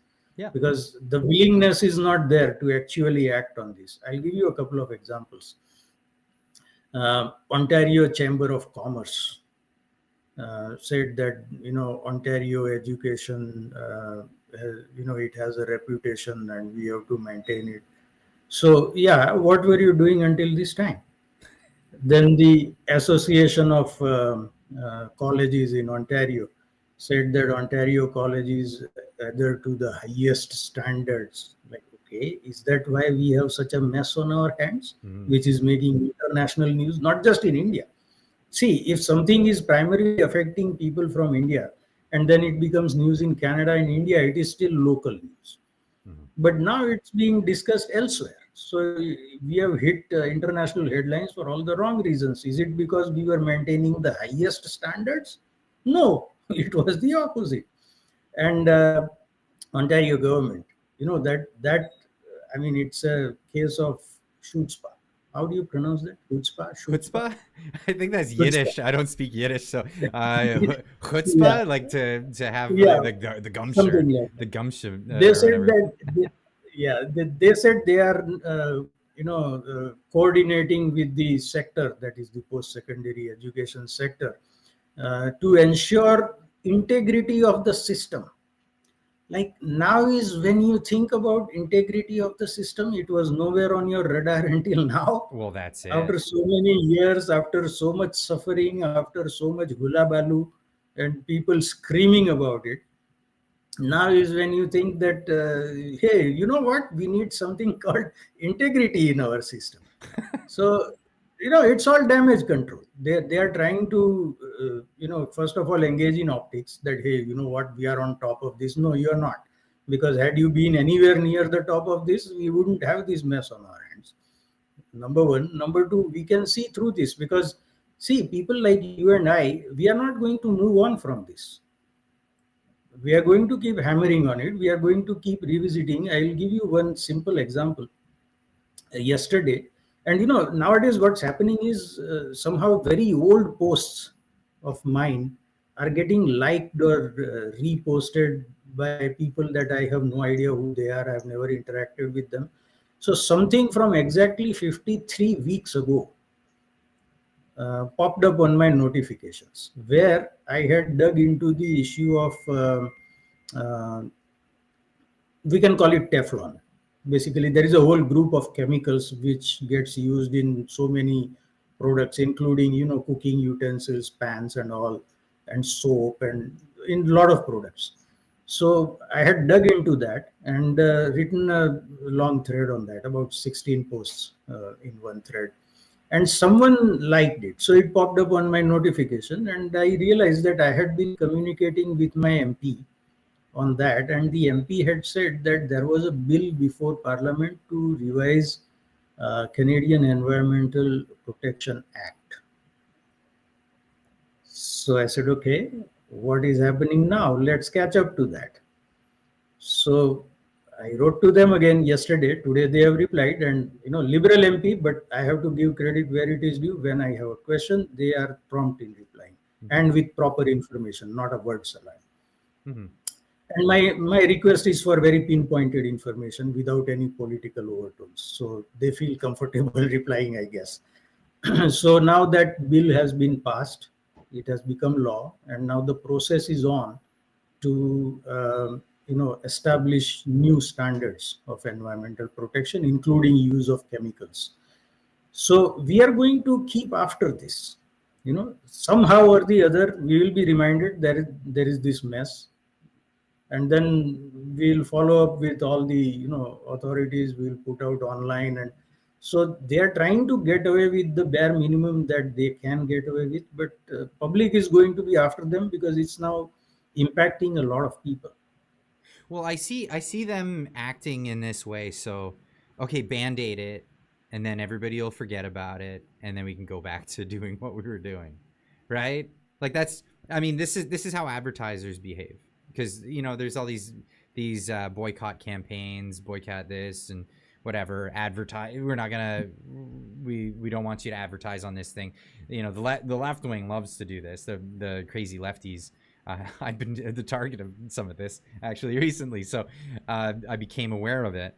But they'll go after an advertiser. Say for example, Coca-Cola. They're told, yeah, stop advertising on YouTube because blah blah blah. So they'll back off. And then as soon as they notice that the pressure's off, they just go right back and just, and then a lot of times they'll just spend the money that they would have spent and do an even bigger campaign. It's because it's all write-off material anyway. This is like, these are tax write-offs for them. If they don't write it off, they lose it. They just pay it in taxes. So they make sure that they do that. This is how I see a lot of this stuff as they make these announcements. So we're going to make this change. We're going to do this or that. Are they really going to follow through? Or is it just a band-aid in the moment? Yeah, but a product boycott is in a different world, where it's a matter between the consumer and the seller, etc. It's not a policy matter. But when it becomes a policy matter of this gravity, people are going to keep after them. And unfortunately, and I keep saying this, I don't like to keep saying this. I don't like saying it at all. But our media is dropping the ball. For example, It's the understatement of a century. Oh my, Darshan, come on. All right, they're dropping the ball. I'm here. I'm with you.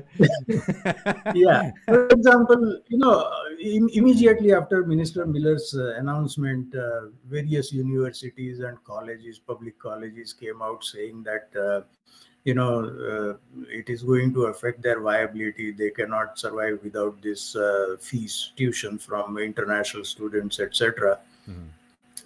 And there is a logical extension of that argument, which I have not seen anywhere. It struck me some time ago. I put out an audio podcast on that. It's also there on my YouTube channel. By the way, everyone subscribe to Darshan's YouTube channel. I'll make sure the link is in the description down below when I republish this as a video. And yeah, make sure you get over there and give a subscription because quality stuff. Thank you, Clyde. But it struck me that these extremely high numbers of international students plus temporary foreign workers and immigrants, but let's focus on international students. That extremely high number has added to the demand pressure such that housing has gone beyond the reach of millions of Canadians, and probably the people below 30, the whole generation has been priced out. Now, if we are to keep these numbers, international student numbers, at the same level, housing will never be within reach for even more people. So is that the bargain we are willing to make? Let's keep our colleges and universities alive via international student fees at such astronomical levels, and then people can never aspire to home ownership. Is that the trade-off we are willing for? Nobody has asked that question. So I think it's a political trade-off, and I mean, maybe this is my own theory, but no political group or party or any of this wants the social safety net, the social security safety net, to collapse on their watch, and it's bound to collapse. It's bound to collapse. It's a Ponzi scheme. It really, that's, at the end of the day, that's what it is. If you're paying old investors with money that you get from new investors, that's a pyramid scheme. It's a Ponzi scheme, like the illegal definition of it. But when the government does it, that's okay. But this is the idea. You bring more people in because you have to have, I think the equation that they figured out was 4% GDP growth per year in order to sustain this. That's where that number comes from, by the way. It's the social safety net. We could have a decreasing GDP if we didn't have these social programs, and we'd be just fine. In fact, deflation is great for people on fixed incomes. if you're a social security or a social insurance collector, you're loving it if we're in a deflationary environment because your money is worth more every month. But that doesn't happen in net negative growth, but it would happen in a situation where we have capital growth in our country, which we don't have in our country. We have net capital consumption. That's what we've been doing. But that being said, all of these politicians are worried about the collapse, the not being able to pay off pensioners and people who have entitlements and all of this stuff. And I don't say entitlements as a negative thing. Like if you're entitled to your pension, you're entitled to it. You've paid into it, you get it. But what they're doing is they're diluting it. They're diluting it by printing money. And before they run out of the money to give it away, they feel like, oh, well, we could bring in a bunch of people and they'll work and they'll make tax revenue and we'll be able to pay them with that. And it's such a lazy, stupid idea. And anyone who looks at it in that light, if you just realize this is what they're doing, you're like, are you kidding? You're going to bring in an entire demographic of people that don't relate to the people who are originally from this country or, immigrated here, assimilated and become Canadian. You're going to bring in a bunch of people. You'll do that. And then also, what do they call it when they call it it's like a population trap, and this only typically happens in third world countries. where the population grows so fast that the GDP can't catch up to it. And this is what's happening here. And they're risking that because they just don't want their budgets to fail on their watch. And that's my theory about it. What do you think? Yeah, you're right about it. But in that podcast, my point was that why do we need our kids to have more education so that they can succeed in life? Of course, yeah, that's the main goal. Now, in order for them to have that education, you need a post-secondary education sector. But to prop up that post-secondary education requires methods that will prevent our kids from succeeding in life, because they will not be able to own a home, let alone that even the rent will take a disproportionate amount of their incomes. So they won't have money for a lot of other things in life. So this is a self-defeating approach where you want to keep the post-secondary sector alive at the cost of the future well-being of our children. So is it a trade-off that we want to make? I'm not saying we should or shouldn't, but that is something that we need to publicly discuss. Nobody is discussing that. Instead of that, CBC was out.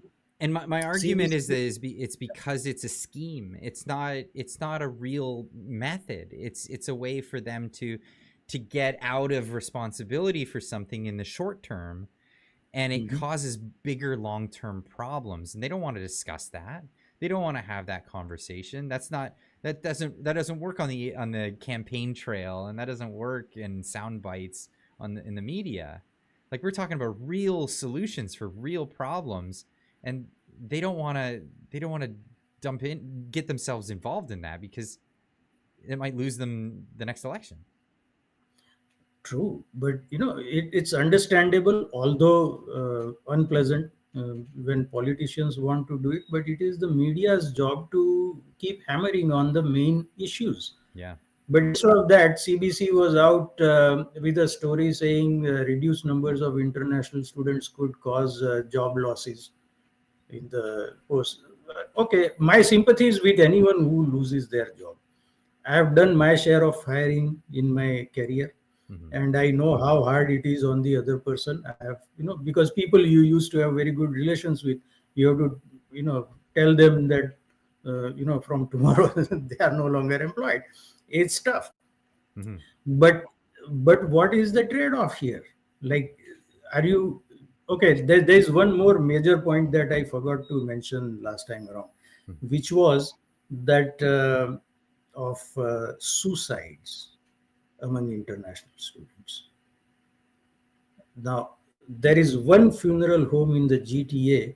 The owner of that funeral home said that from his facility alone, 4 or 5 international students' bodies are being sent back to India every month.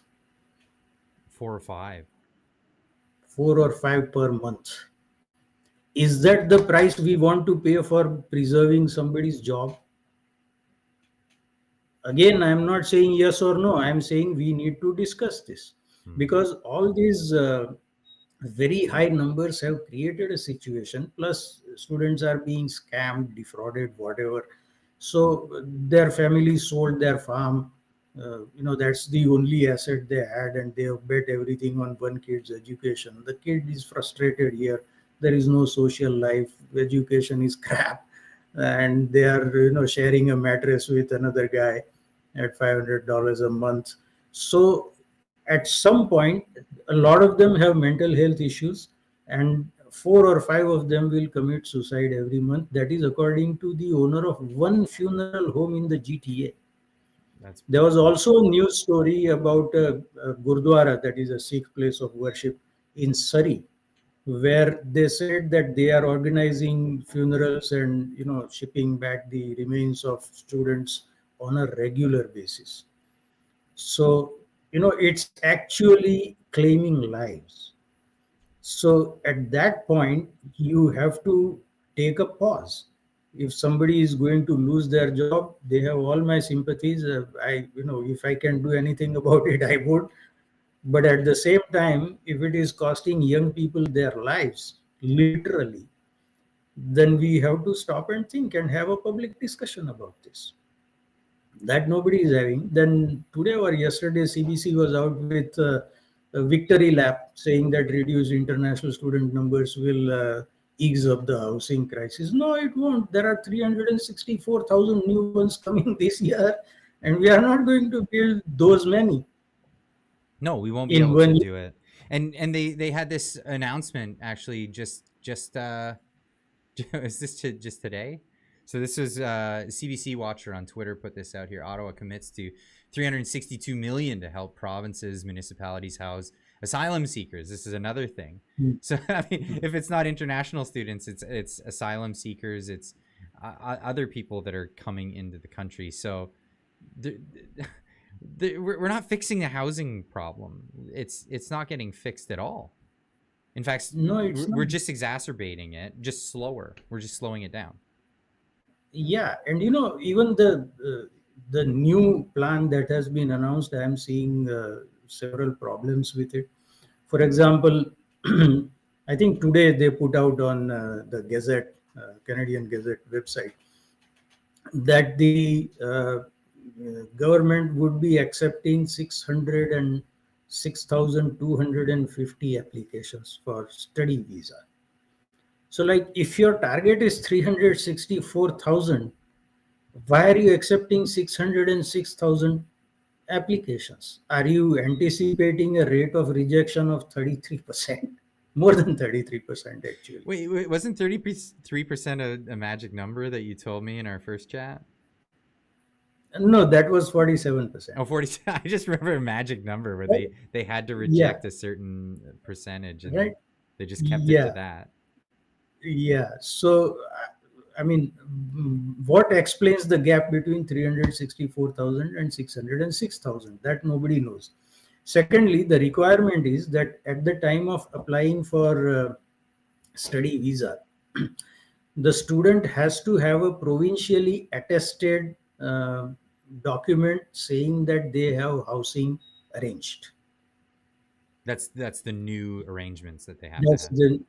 Quebec has had it for a while, but now it's going to apply to all of Canada because Quebec was doing something right, but we didn't think to emulate that until now. So, but to me, this just sounds like another hurdle that they can find ways around. If you get my drift on this one. So you told me about the one hurdle that immigrants had to have. It was that they had to have so much money in their bank account. Now you could gather all your friends together and say, hey, give me some money.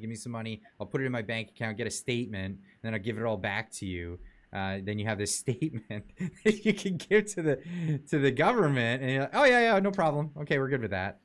So like you could get some false statement from a place that you have a house lined up, even though you don't. Yeah, exactly. No, about the funding, that used to be the case, but then the government wised up for once and said that you have to put it in a GIC. Okay. So it's not like I'm showing money that in my Indian bank account and by the time I come here, I don't have any money. No, they said you have to put it in a GIC. And then there are rules of when the bank will release a certain amount of funds to the student. But then the GIC is basically borrowed money in many cases, as we discussed in our first chat.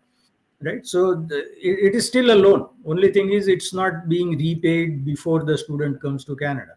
It is being repaid after they come to Canada and start working here and have money to send back home. But imagine this. First of all, universities and colleges will not have lined up 364,000 new residences. So they will not be able to offer. So how are the students going to find confirmed residential accommodation? My guess is that they will ultimately arrive at a compromise saying, you can rent out a private residence from somewhere, which will start a black market on fake papers that I've got. Absolutely, big time. Right now, think next level. 606,000 students will want that attested certificate saying I have got accommodation arranged for me but only 364,000 will be given the visa. So what happens to the remaining 242,000 letters of accommodation? Wait. So there has to be like 300,000 places that are waiting for someone to come rent the place, and then it remains empty. Is that what you're saying? Like that doesn't exist. See, let's assume that there are as many rental units available as anybody wants. Okay, you are starting from a situation of complete abundance. Even within that, if 606,000 people have contracted with someone to rent that place, and then only 364,000 show up, what happens to the remaining 242,000 no shows?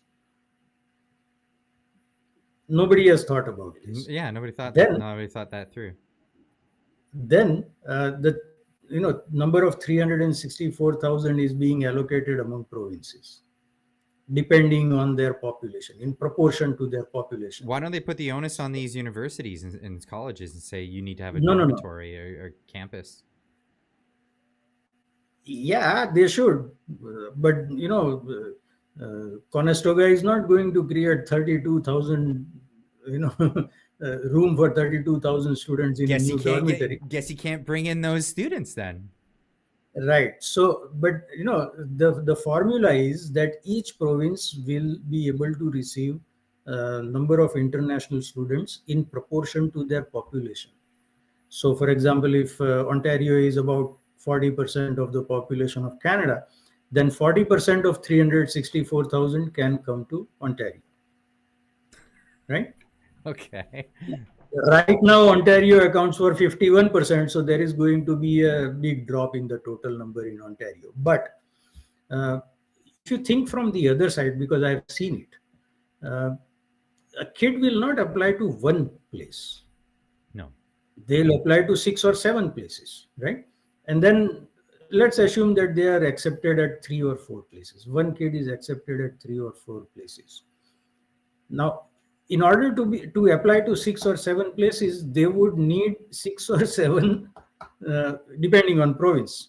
Maybe not 6 or 7, but if they are in a different province, for example, one application is in Ontario, the other is in BC, the third is in Nova Scotia. Then for each application, they will need a confirmed letter that they have arranged accommodation for themselves. It's just it's untenable. This is not workable, I'm telling you. And then the kid decides that he wants to go to institution A. Now, institution B has given an admission letter to that kid, and that is within their quota. Mm-hmm. Now the kid doesn't show up. So they have an empty seat. Right? Because the provinces are going to allocate the number of seats to each educational institution.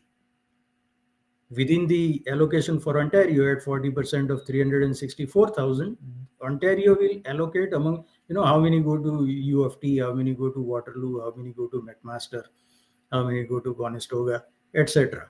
Now, the institution is accepting one student, but that one student has applied to 6 different places. Mm-hmm. Now, this is not a new problem. Even for domestic students, I have seen it, kids applying to multiple places and then selecting one. So the institution has a waiting list. So if there is a no-show, then the first person on the waiting list will get that spot. Oh, okay. And okay. Down the list it goes. So that is not a new problem. What is new here is that there is a visa in between, which requires a processing time. So they have to have a cutoff for the international student to confirm. When they don't have confirmation from one student, that spot goes to the first person on the waiting list. But that person on the waiting list will have to be given some time. It can't be immediate, like, hey, we have a spot open for you and you have 24 hours to accept. No. So they will have to be given some time. And maybe that student has also applied to 6 different places and already accepted at some other place. So now that spot devolves to the next person in the line on the waiting list. So how many iterations are you going to have of this before the deadline to apply for visa passes? See, there are practical, practical complications here, which So I don't think any. what would happen there? What would happen there? Would it just end up that you'd have less number of students actually coming than they're allowed? It's possible. I mean, at least in theory, it's possible, because by the time this whole process goes through, the deadline to apply for visa is passed, unless they say, okay, fine, we don't mind if you come a couple of weeks late. What's wrong with just saying we're only going to take STEM fields? I mean, they're making all this complicated when the answer is very simple. You brought it forward at the end of our first chat, that because I asked you straight up, what would the solution be? Only allow people that are coming for STEM fields. That's one perfectly good perfectly good solution amongst others that you brought forward. But if that were the case, for one, we would have more. We only have so many institutions that can teach these STEM fields, so that would reduce the number immediately, and limit the percentage of international students compared to Canadian students, and that would limit even further. I mean, what are the objections to that? No, basically my suggestion was, of course, in STEM fields, and the total, international students number cannot exceed 10% of the overall student body. But they have taken a different approach, and in that different approach, I am seeing practical problems. Yeah, big time. Like big if the issues. prospective student has applied to multiple institutions, accepted one, doesn't bother to inform anybody else, then the cutoff line comes where the second institution concludes that this person is not interested, their time is gone to confirm, and then it goes to the next person in the waiting list who may have taken admission in some other institution. So then it goes to the third applicant. By that time, you are running out of time. And it is possible that the institution may end up having an empty seat of international student. Mm-hmm. And nobody has thought about this. They thought that we will make these housing arrangement document mandatory, and that will solve all the problems. No, first of all, you need all those housing units sitting vacant now, which we don't. Secondly, there is this complication of multiple applications by the same student. So what happens then? So these are the practical road bumps that I am seeing in the new policy. And what's their, because the other issue is like, you found a bed to sleep in, it's your accommodation. What's their plan to make sure that those beds that they can sleep in are decent ones? I mean, I have this clip here, and this is of the Brampton mayor, Patrick Brown, and he had this to say. If you're going to be taking in 5,000 international students, then have a plan for where they're going to be housed. Just a few days ago in Brampton, I got a report from Bylaw where they found 25 students living in a single basement apartment. Right now, we see international students living in fire traps, extremely dangerous living conditions. And if the colleges took the time to build student housing, we wouldn't have that issue. And so I really want to see an alignment with the international student visa approval process, that there would be a housing address associated with it. So if you have a plan to pay for tuition, there should also be a plan to be able to pay for proper housing. So he says proper housing, but he doesn't give, and he also suggests that they have to have proof that there's housing. But I mean, sharing a bed with another guy in a kitchen in a house that has 20 other guys in it, that's still proof that you have housing. It doesn't mean that it's good housing or it's to fire code or any of these other things. Like what sort of thing do they have that will protect people from being, fed into this sort of grinder, put into the can of sardines? See, I may sound harsh, but I think I'm being factual here. Mayor Brown knew about this situation 5 years ago. I mentioned that in our first chat. Yeah. Back in 2019. And then after our chat, I dug up that news report and posted it on Twitter, where there was this council meeting in Brampton in August of 2019, where the two councillors said, one said he saw 15 to 17 students living in one house, and another councillor said he saw 25. So, pardon me for saying this, but he is saying all these things now because the issue has become hot.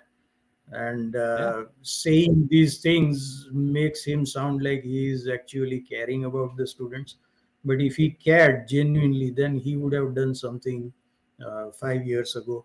It's or hard four not and a to be half. cynical about this especially when you've been following this for so long, and now that it's part of the limelight, everybody's looking at this and saying, what are we doing about it? Yeah, so as long as the spotlight was not on this issue, it didn't matter to them. They had other priorities.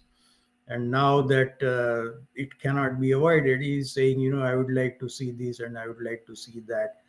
He could have done something about it, at least made some noise about it at the provincial level, saying, hey, you know what, this is overburdening my city, and people are becoming uncomfortable with the situation as it is developing. Then it would have been in time to do something about it. Now what happened was, they launched a program to license secondary residential units in homes, basically where the students are renting their basements. So it was a pilot project. There was a nominal fee of $300, but I knew from the word go that it's going to be a non-starter. So what happened was, a petition was started against that. All the homeowners objected. There were like more than 7,000 signatures on that petition. And in his plan, only 29 homeowners registered. That's the news report that I have seen. So they have had to suspend that plan and say, okay, fine, we are going to rethink this. So again, if I want to be cynical, I think maybe this was just an exercise in optics, that they can claim that they launched the plan, but there was popular opposition to it, so we couldn't do it. Hey, what can we do? This is a democracy. So, but he had all the time in the world to act on this. Same as Ontario government saying they now want to consult the sector to ensure system integrity. I mean, you had all the time in the world to look at that, but the word integrity did not exist in your universe. So now, because it's become hot potato, everybody is trying to pass it around. But you see, the thing is, a lot of institutions, especially in Atlantic Canada, their objection to this whole reduction thing, in that there is one point that they have been making since sometime last year, and I find it offensive, frankly. They say that students bring knowledge, experience, and diversity.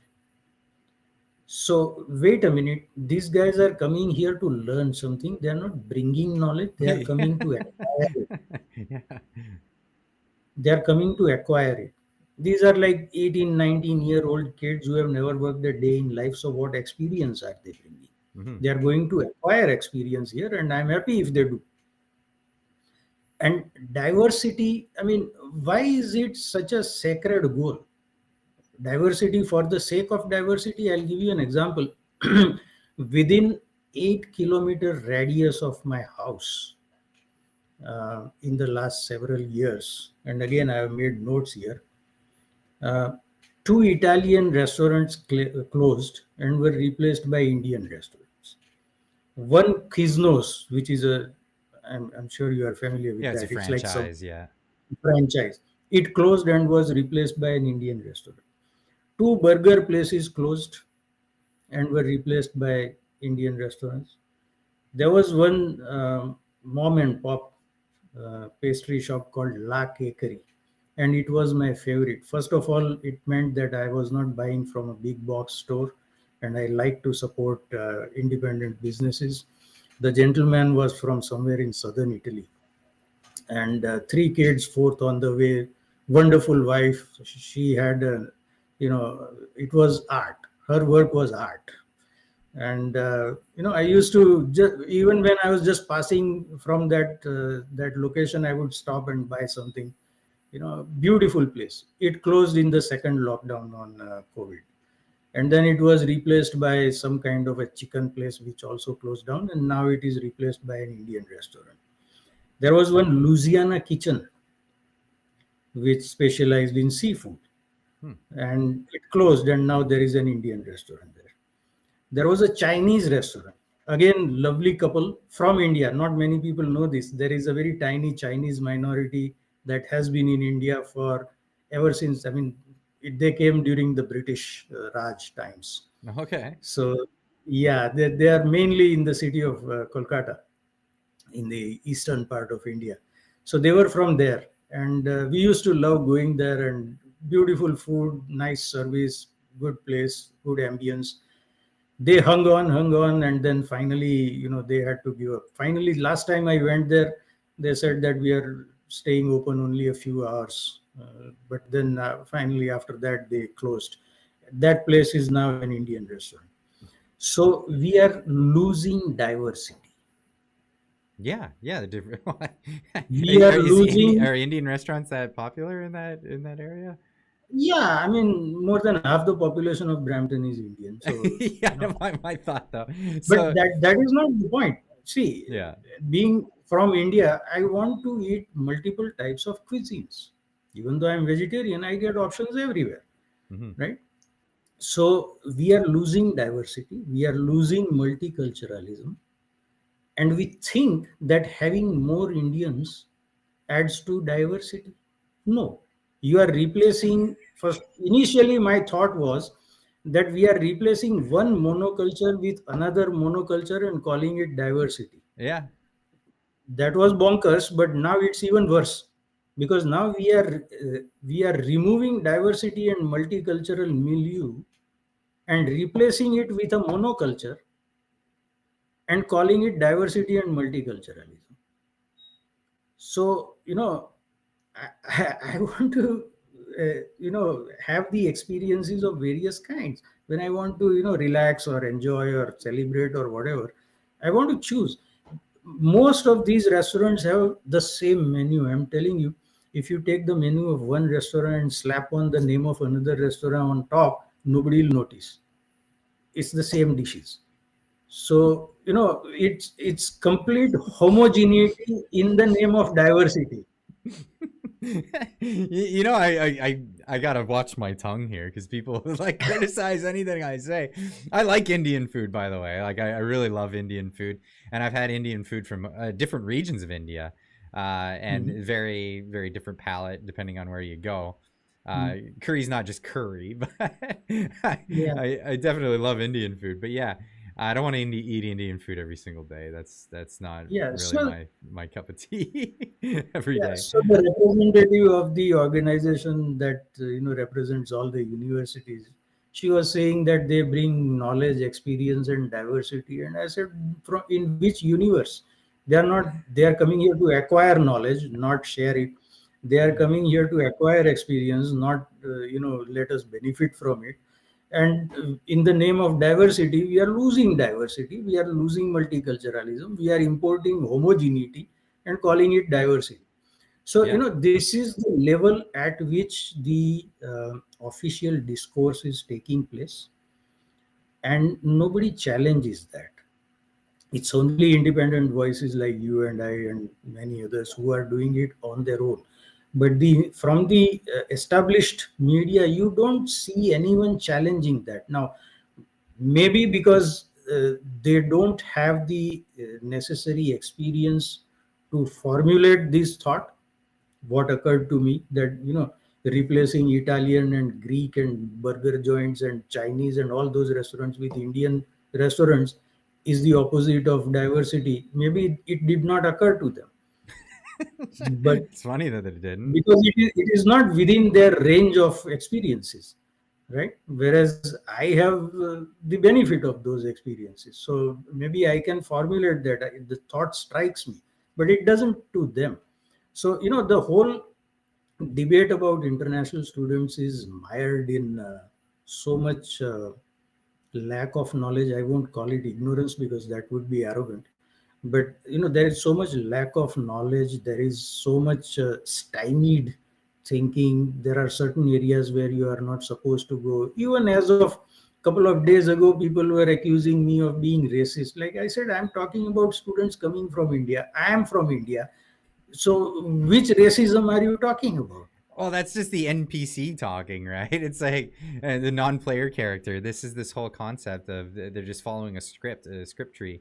They don't really know. Like, people's minds blow up when they see an Indian, Canadian talking about this problem, because then they can't accuse you of racism. You know what I mean? Like, they do. Oh, but they'll try, and then yeah, the circuits fry. But that's what really I think that's why our first chat went so big, because I was coming from a position of genuinely just wanting to know more about the situation, and a lot of people are looking at it like, holy cow, everybody, you should watch this, because this is a conversation that's genuine, and it's not full of like, oh, I got to dance around this and I can't say that because, and all of those things, like calling somebody a racist. What's the purpose? What is the actual purpose? Is the purpose to say like, we need to end racism in Canada? Is that the purpose of calling someone a racist that wants to talk about a genuine problem? No, it's to shut them down. It's to get them to stop talking about the thing. Because if you cared about racism, you wouldn't be keen on the things that are happening in this, with what we discussed about people being subject to these, having to, pay these giant loans and get loan sharked, come into Canada, and it's all, they'll one thing that I've heard, and this is something that is recent development, is all these organized crime that's taking place. And it's happening to the Indian community in Canada. And because so many of people are stuck in their enclaves and they don't break out of these enclaves, and it's not just in the Indian community, it's with the other communities as well. I was talking with David Zhang a few weeks ago, and he was telling me about these enclaves that are being taken advantage of in New York and other places that are Chinese. And when you have these enclaves and you have these separate societies and you have these like broken up, fragmented groups of people all over the place that don't assimilate and become part of the same culture, you get people getting taken advantage of, and it happens on racial bases. We have organized crime coming out of India that are harassing entrepreneurs and business owners that want to just be Canadian business owners. We're having situations, right? Recently, there was one that just took place. It was in the news this morning, and I don't know all the details of it, but it was another one out in Surrey, British Columbia, where member of a religious group was attacked by some other group. All of this stuff is happening, and you can't comment on it because everybody's afraid of being called a racist. I'm tired of it. Frankly, I'm tired of it because I'm not a racist. I'm tired of being an apologist to this. I'm not. You could call me that until you're blue in the face, but it doesn't change the fact that I'm not. And there's nothing that I've ever done that looks remotely in that direction, So I'm just tired. I'm done with the apologies. And I love the fact that we can get together and we can break these boundaries and have people's head explodes. Yeah, explode head. Go ahead. I want to see it. I want to see in the audience all these little dandelions popping off. It's great because this means that we're having the conversation. It means that we're breaking past it. We're breaking past a thing that's designed to shut you down, a thing that's designed to say, no, you can't talk about this because it's uncomfortable and we don't want to talk about it, and it might bring other things to light that we don't want to approach yet or ever. We'd love to just bury it under the carpet, sweep it under the rug, and never talk about it ever again. But we need to get to the heart of these issues. And I think largely, like I said earlier, a big part of this issue is the fact that we're lying to people and telling them that they're going to have a retirement paid for by the government. That's, for a lot of people in my generation, we just know it's not going to happen. Like, it's just not going to happen. But my biggest fear is people that are retired now losing out on their pensions, being cut off. Because, you know, governments, they love to do this. They'll cut off the people that are, you know, on the bottom first, instead of, you know, taking off the head of the beast, you know, that whole thing. Sorry, I'm getting on a tirade here. I hate to go in a completely different direction, but I'm just so excited to have these kind of conversations where we can shed off these arbitrary rules that came from people that their only objective is to shut conversations like this down. True. And, you know, in addition to what you said, like, you know, not walking on eggshells or not avoiding certain things because, you know, it would be seen as racist. In our first conversation, it wasn't that. No. We were very frank and factual. But at the same time, we weren't at the opposite end of the spectrum, where, you know, all these people are coming and taking our jobs.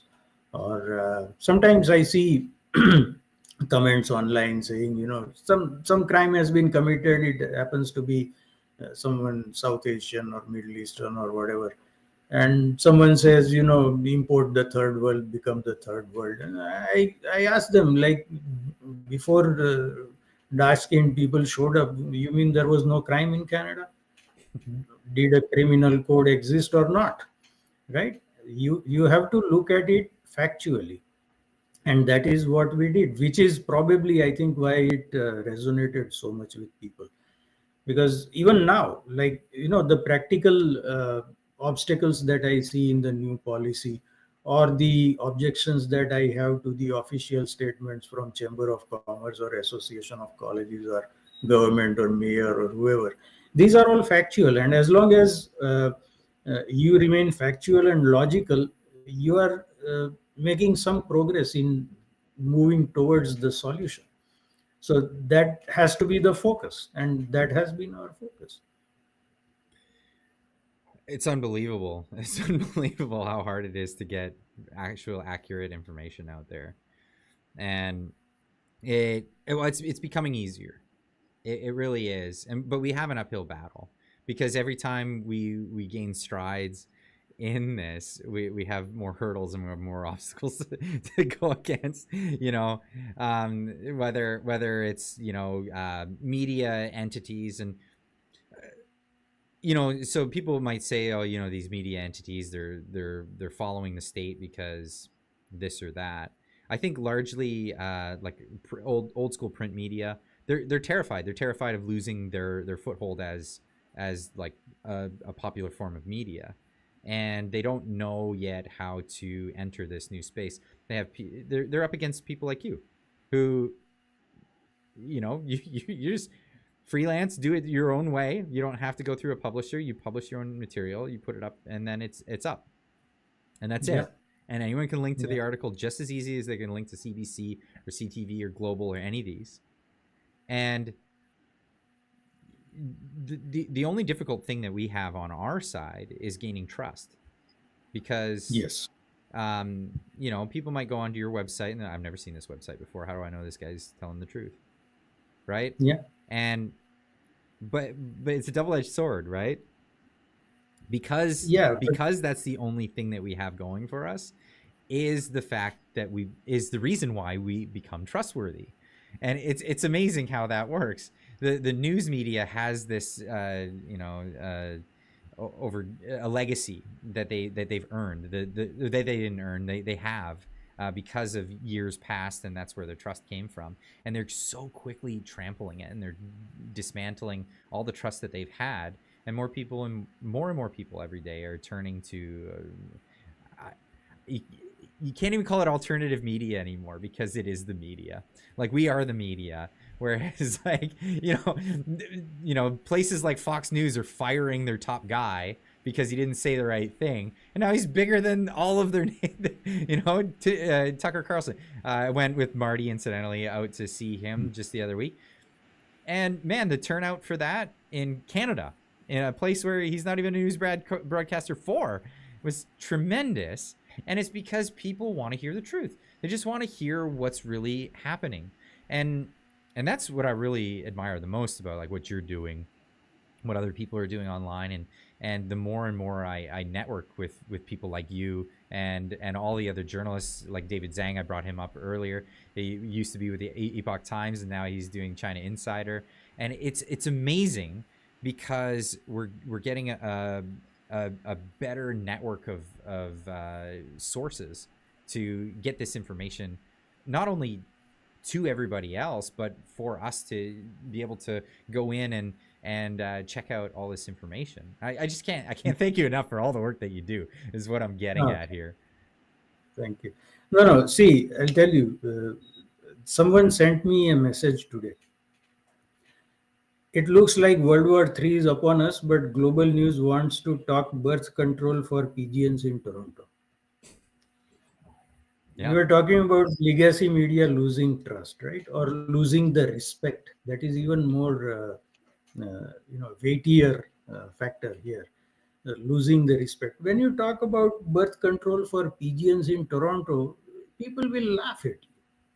Right? What's the point of putting this? I know you have got so many pages on your website to fill, but there are better ways of filling them. And then, since the start of COVID, there are certain overused terms and sometimes horribly misused, like experts say. Don't put it in your headline. Tell me what the information is and I'll arrive at my conclusion. I may be wrong, but I don't want to be talked down to. So I've actually brought that one up many times on my channel. I've trained everybody to know this too. If you ever hear a journalist say experts say, assume that the next thing that comes out of their mouth is their own opinion. It has nothing to do with what an expert has ever had to say. Or people are saying this, or many people have said this. It's all that guy's opinion. It's all what he thinks. It has nothing to do with data or anything. It's pure speculation or opinion. One of the best books that I ever read was it's a very slim volume, the complete book of morphology. That is, it starts with Murphy's Law, and then a lot of people have contributed one-liners. They are all one-liners or maximum 2 lines. For example, the wind velocity increase varies in inverse proportion to the cost of your hairdo. Right? If you spend a lot of money on your hairdo, then you can bet that there will be very strong winds, so it will spoil your hairstyle.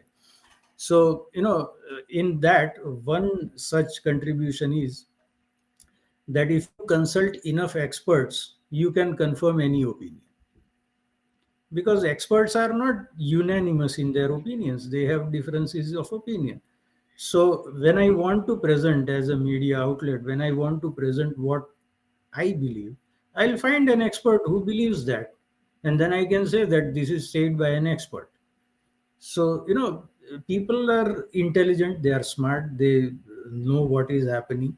And a lot of people nowadays, you see on social media, especially on Twitter, media outlet puts out a story and most of the comments below that are basically lampooning the whole thing, saying, don't tell us this, give us the facts, don't give us your opinion. That's it. And so, I'm proud of people for doing that. I really like the fact that, and not being rude.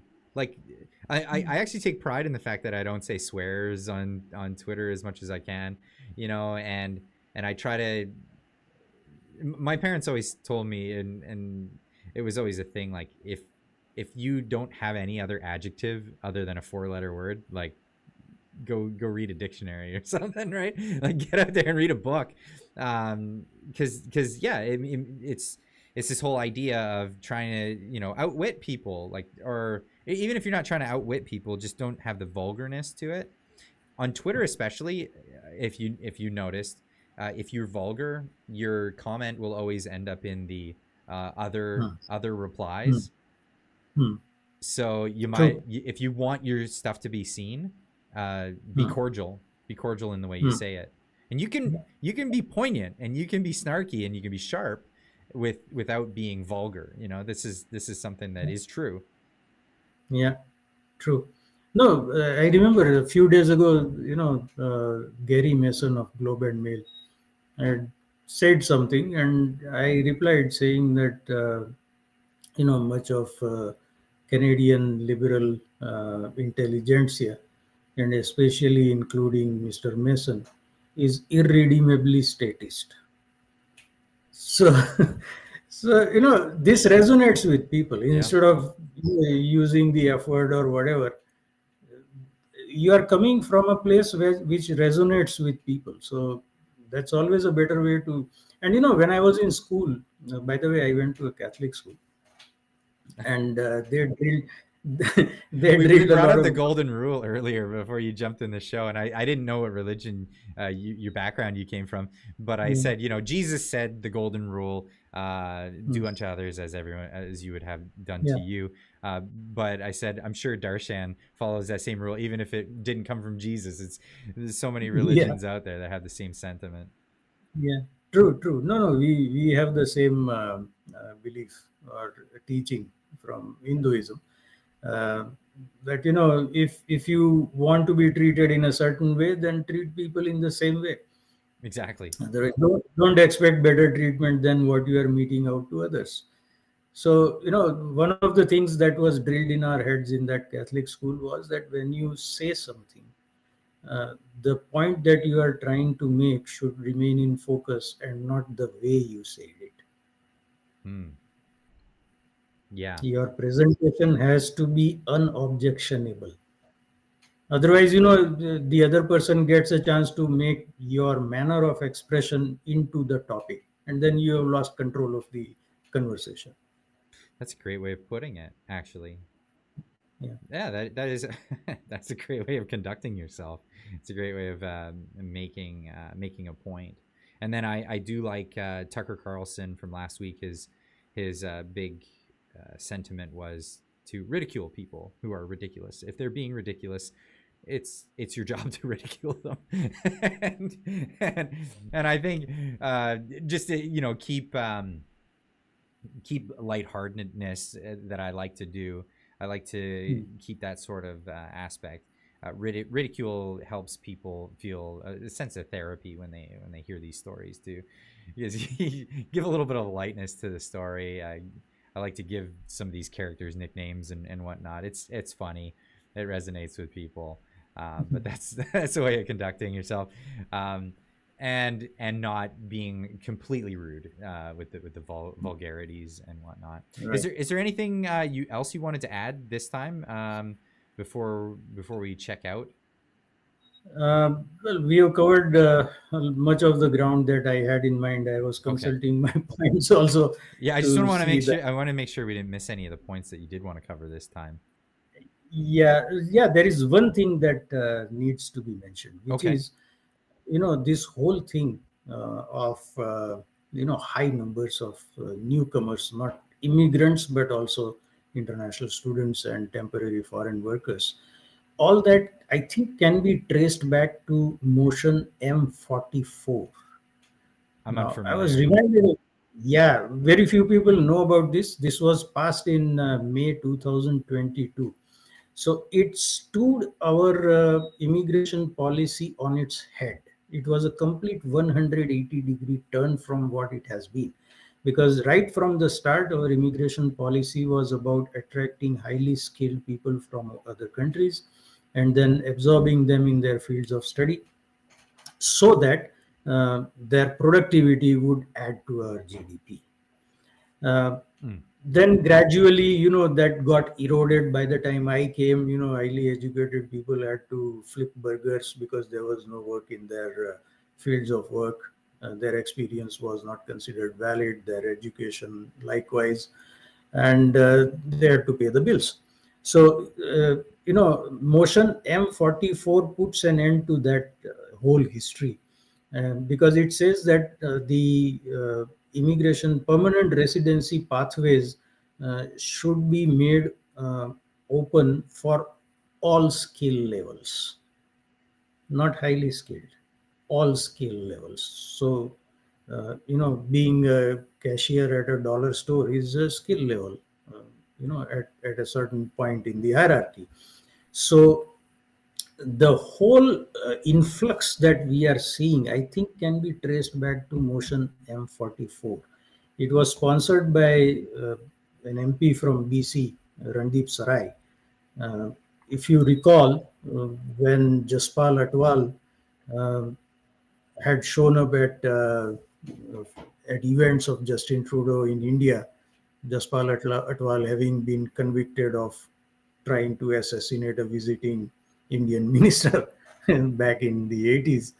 Randeep Sarai is the one who took responsibility initially, saying I had invited him. And then the whole narrative changed, saying, no, this was some rogue elements in the Indian government who masterminded this. But the same Randeep Sarai had sponsored this motion M44. And it became law. Curiously, no, motions don't become laws. Oh, it's not law. Okay. Motions are just. Oh, go ahead. Sorry. Just expression of opinion that we believe this should be done. But this seems to have been acted upon in policy, not by law, but by policy. So the important thing to note about this, and I made a podcast episode about this as well, was that the motion passed by a vote of 324 to 0. There was no opposing vote. Nobody said no to this. So, my point in that podcast was that if you are supporting Conservative Party, you may want to ask the party why they voted in favor of this. Now, to be clear, it was a different leader, Erin O'Toole, at that time. Mm-hmm. And Pierre Poilievre does not necessarily agree, but this has to be clarified, because the entire issue that we have started discussing from the first episode traces back to motion M44. Yeah, I'm looking at it here, and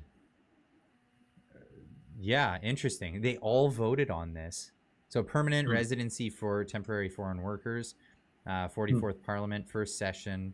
Randeep Sarai was the one who brought it in, the motion text. It gives you the whole thing. Right. And it treats international students as a subset of temporary foreign workers. If you look at the language. I'm going to have to go and read this, actually. Yeah, it says temporary foreign workers, including international students. So international students are treated as being part of temporary foreign workers. Now you understand why they were allowed to work 40 hours a week. Oh, and that's the whole reason for that. Oh, this is it when it feels like a scam, when you see something and it smells like, it's like the, walks like a duck, looks like a duck. It's probably a duck. Yeah. And the deeper you get with this, it reeks. It reeks, all of this stuff.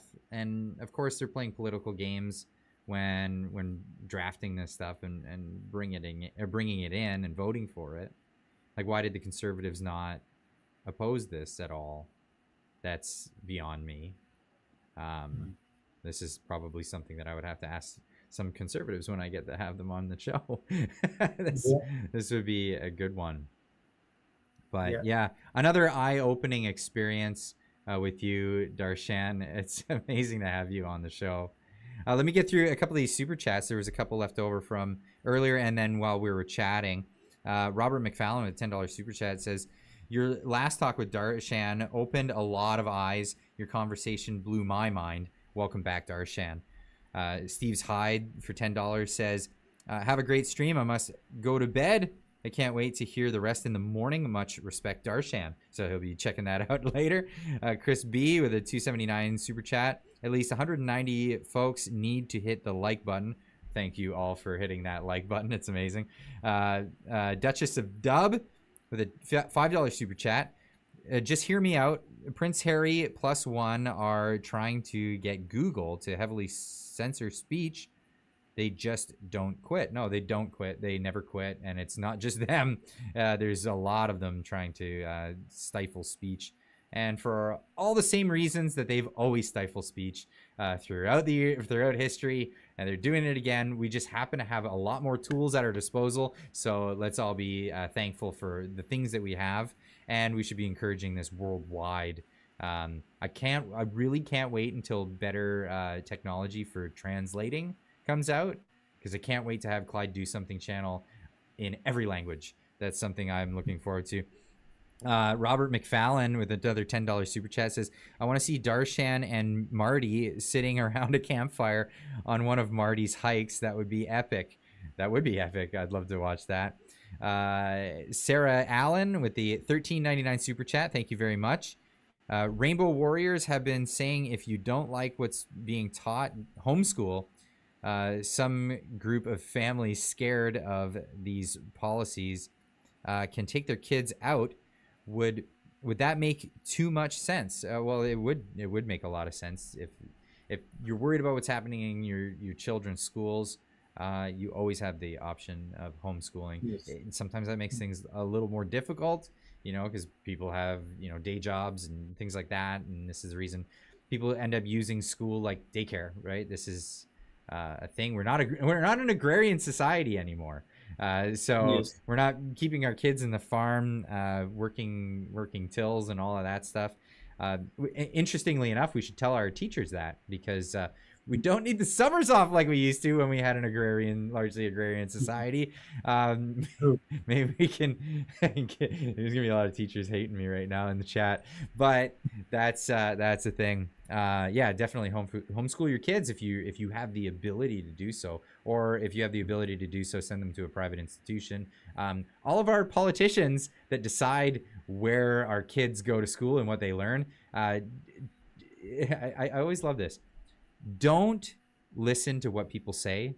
Listen to what people do. If all of our politicians are sending their kids to private schools, maybe there's a reason for that. Maybe there's a reason for that. So anyway, I'll leave it at that for that. Darshan, stay on the line as we end the stream. But I want to thank you again so much for joining me tonight and joining all of us to bring us more information on this whole scam backdoor immigration student visa program that they've got going on. Oh, and tell us a little bit about your website and where people can find you. Yeah, the website is darshanmaharaja.ca. And on Twitter, of course, I am Theophanous Rex. And my podcast is on Podbean, Spotify, and Google Podcasts. It's called Our Canadian Journey. And YouTube, I'm Darshan Maharaja. Yeah, and you've got a lot of stuff up on YouTube, so I'll put that link at the top, and make sure everybody subscribes. Get over there, give subscriptions, because if you want to see channels grow and you want to see more of this stuff, you got to go over there and subscribe. That's how you make it happen. So thanks everybody for joining us this evening, and we'll see you guys all Monday morning. Everybody, keep on trucking.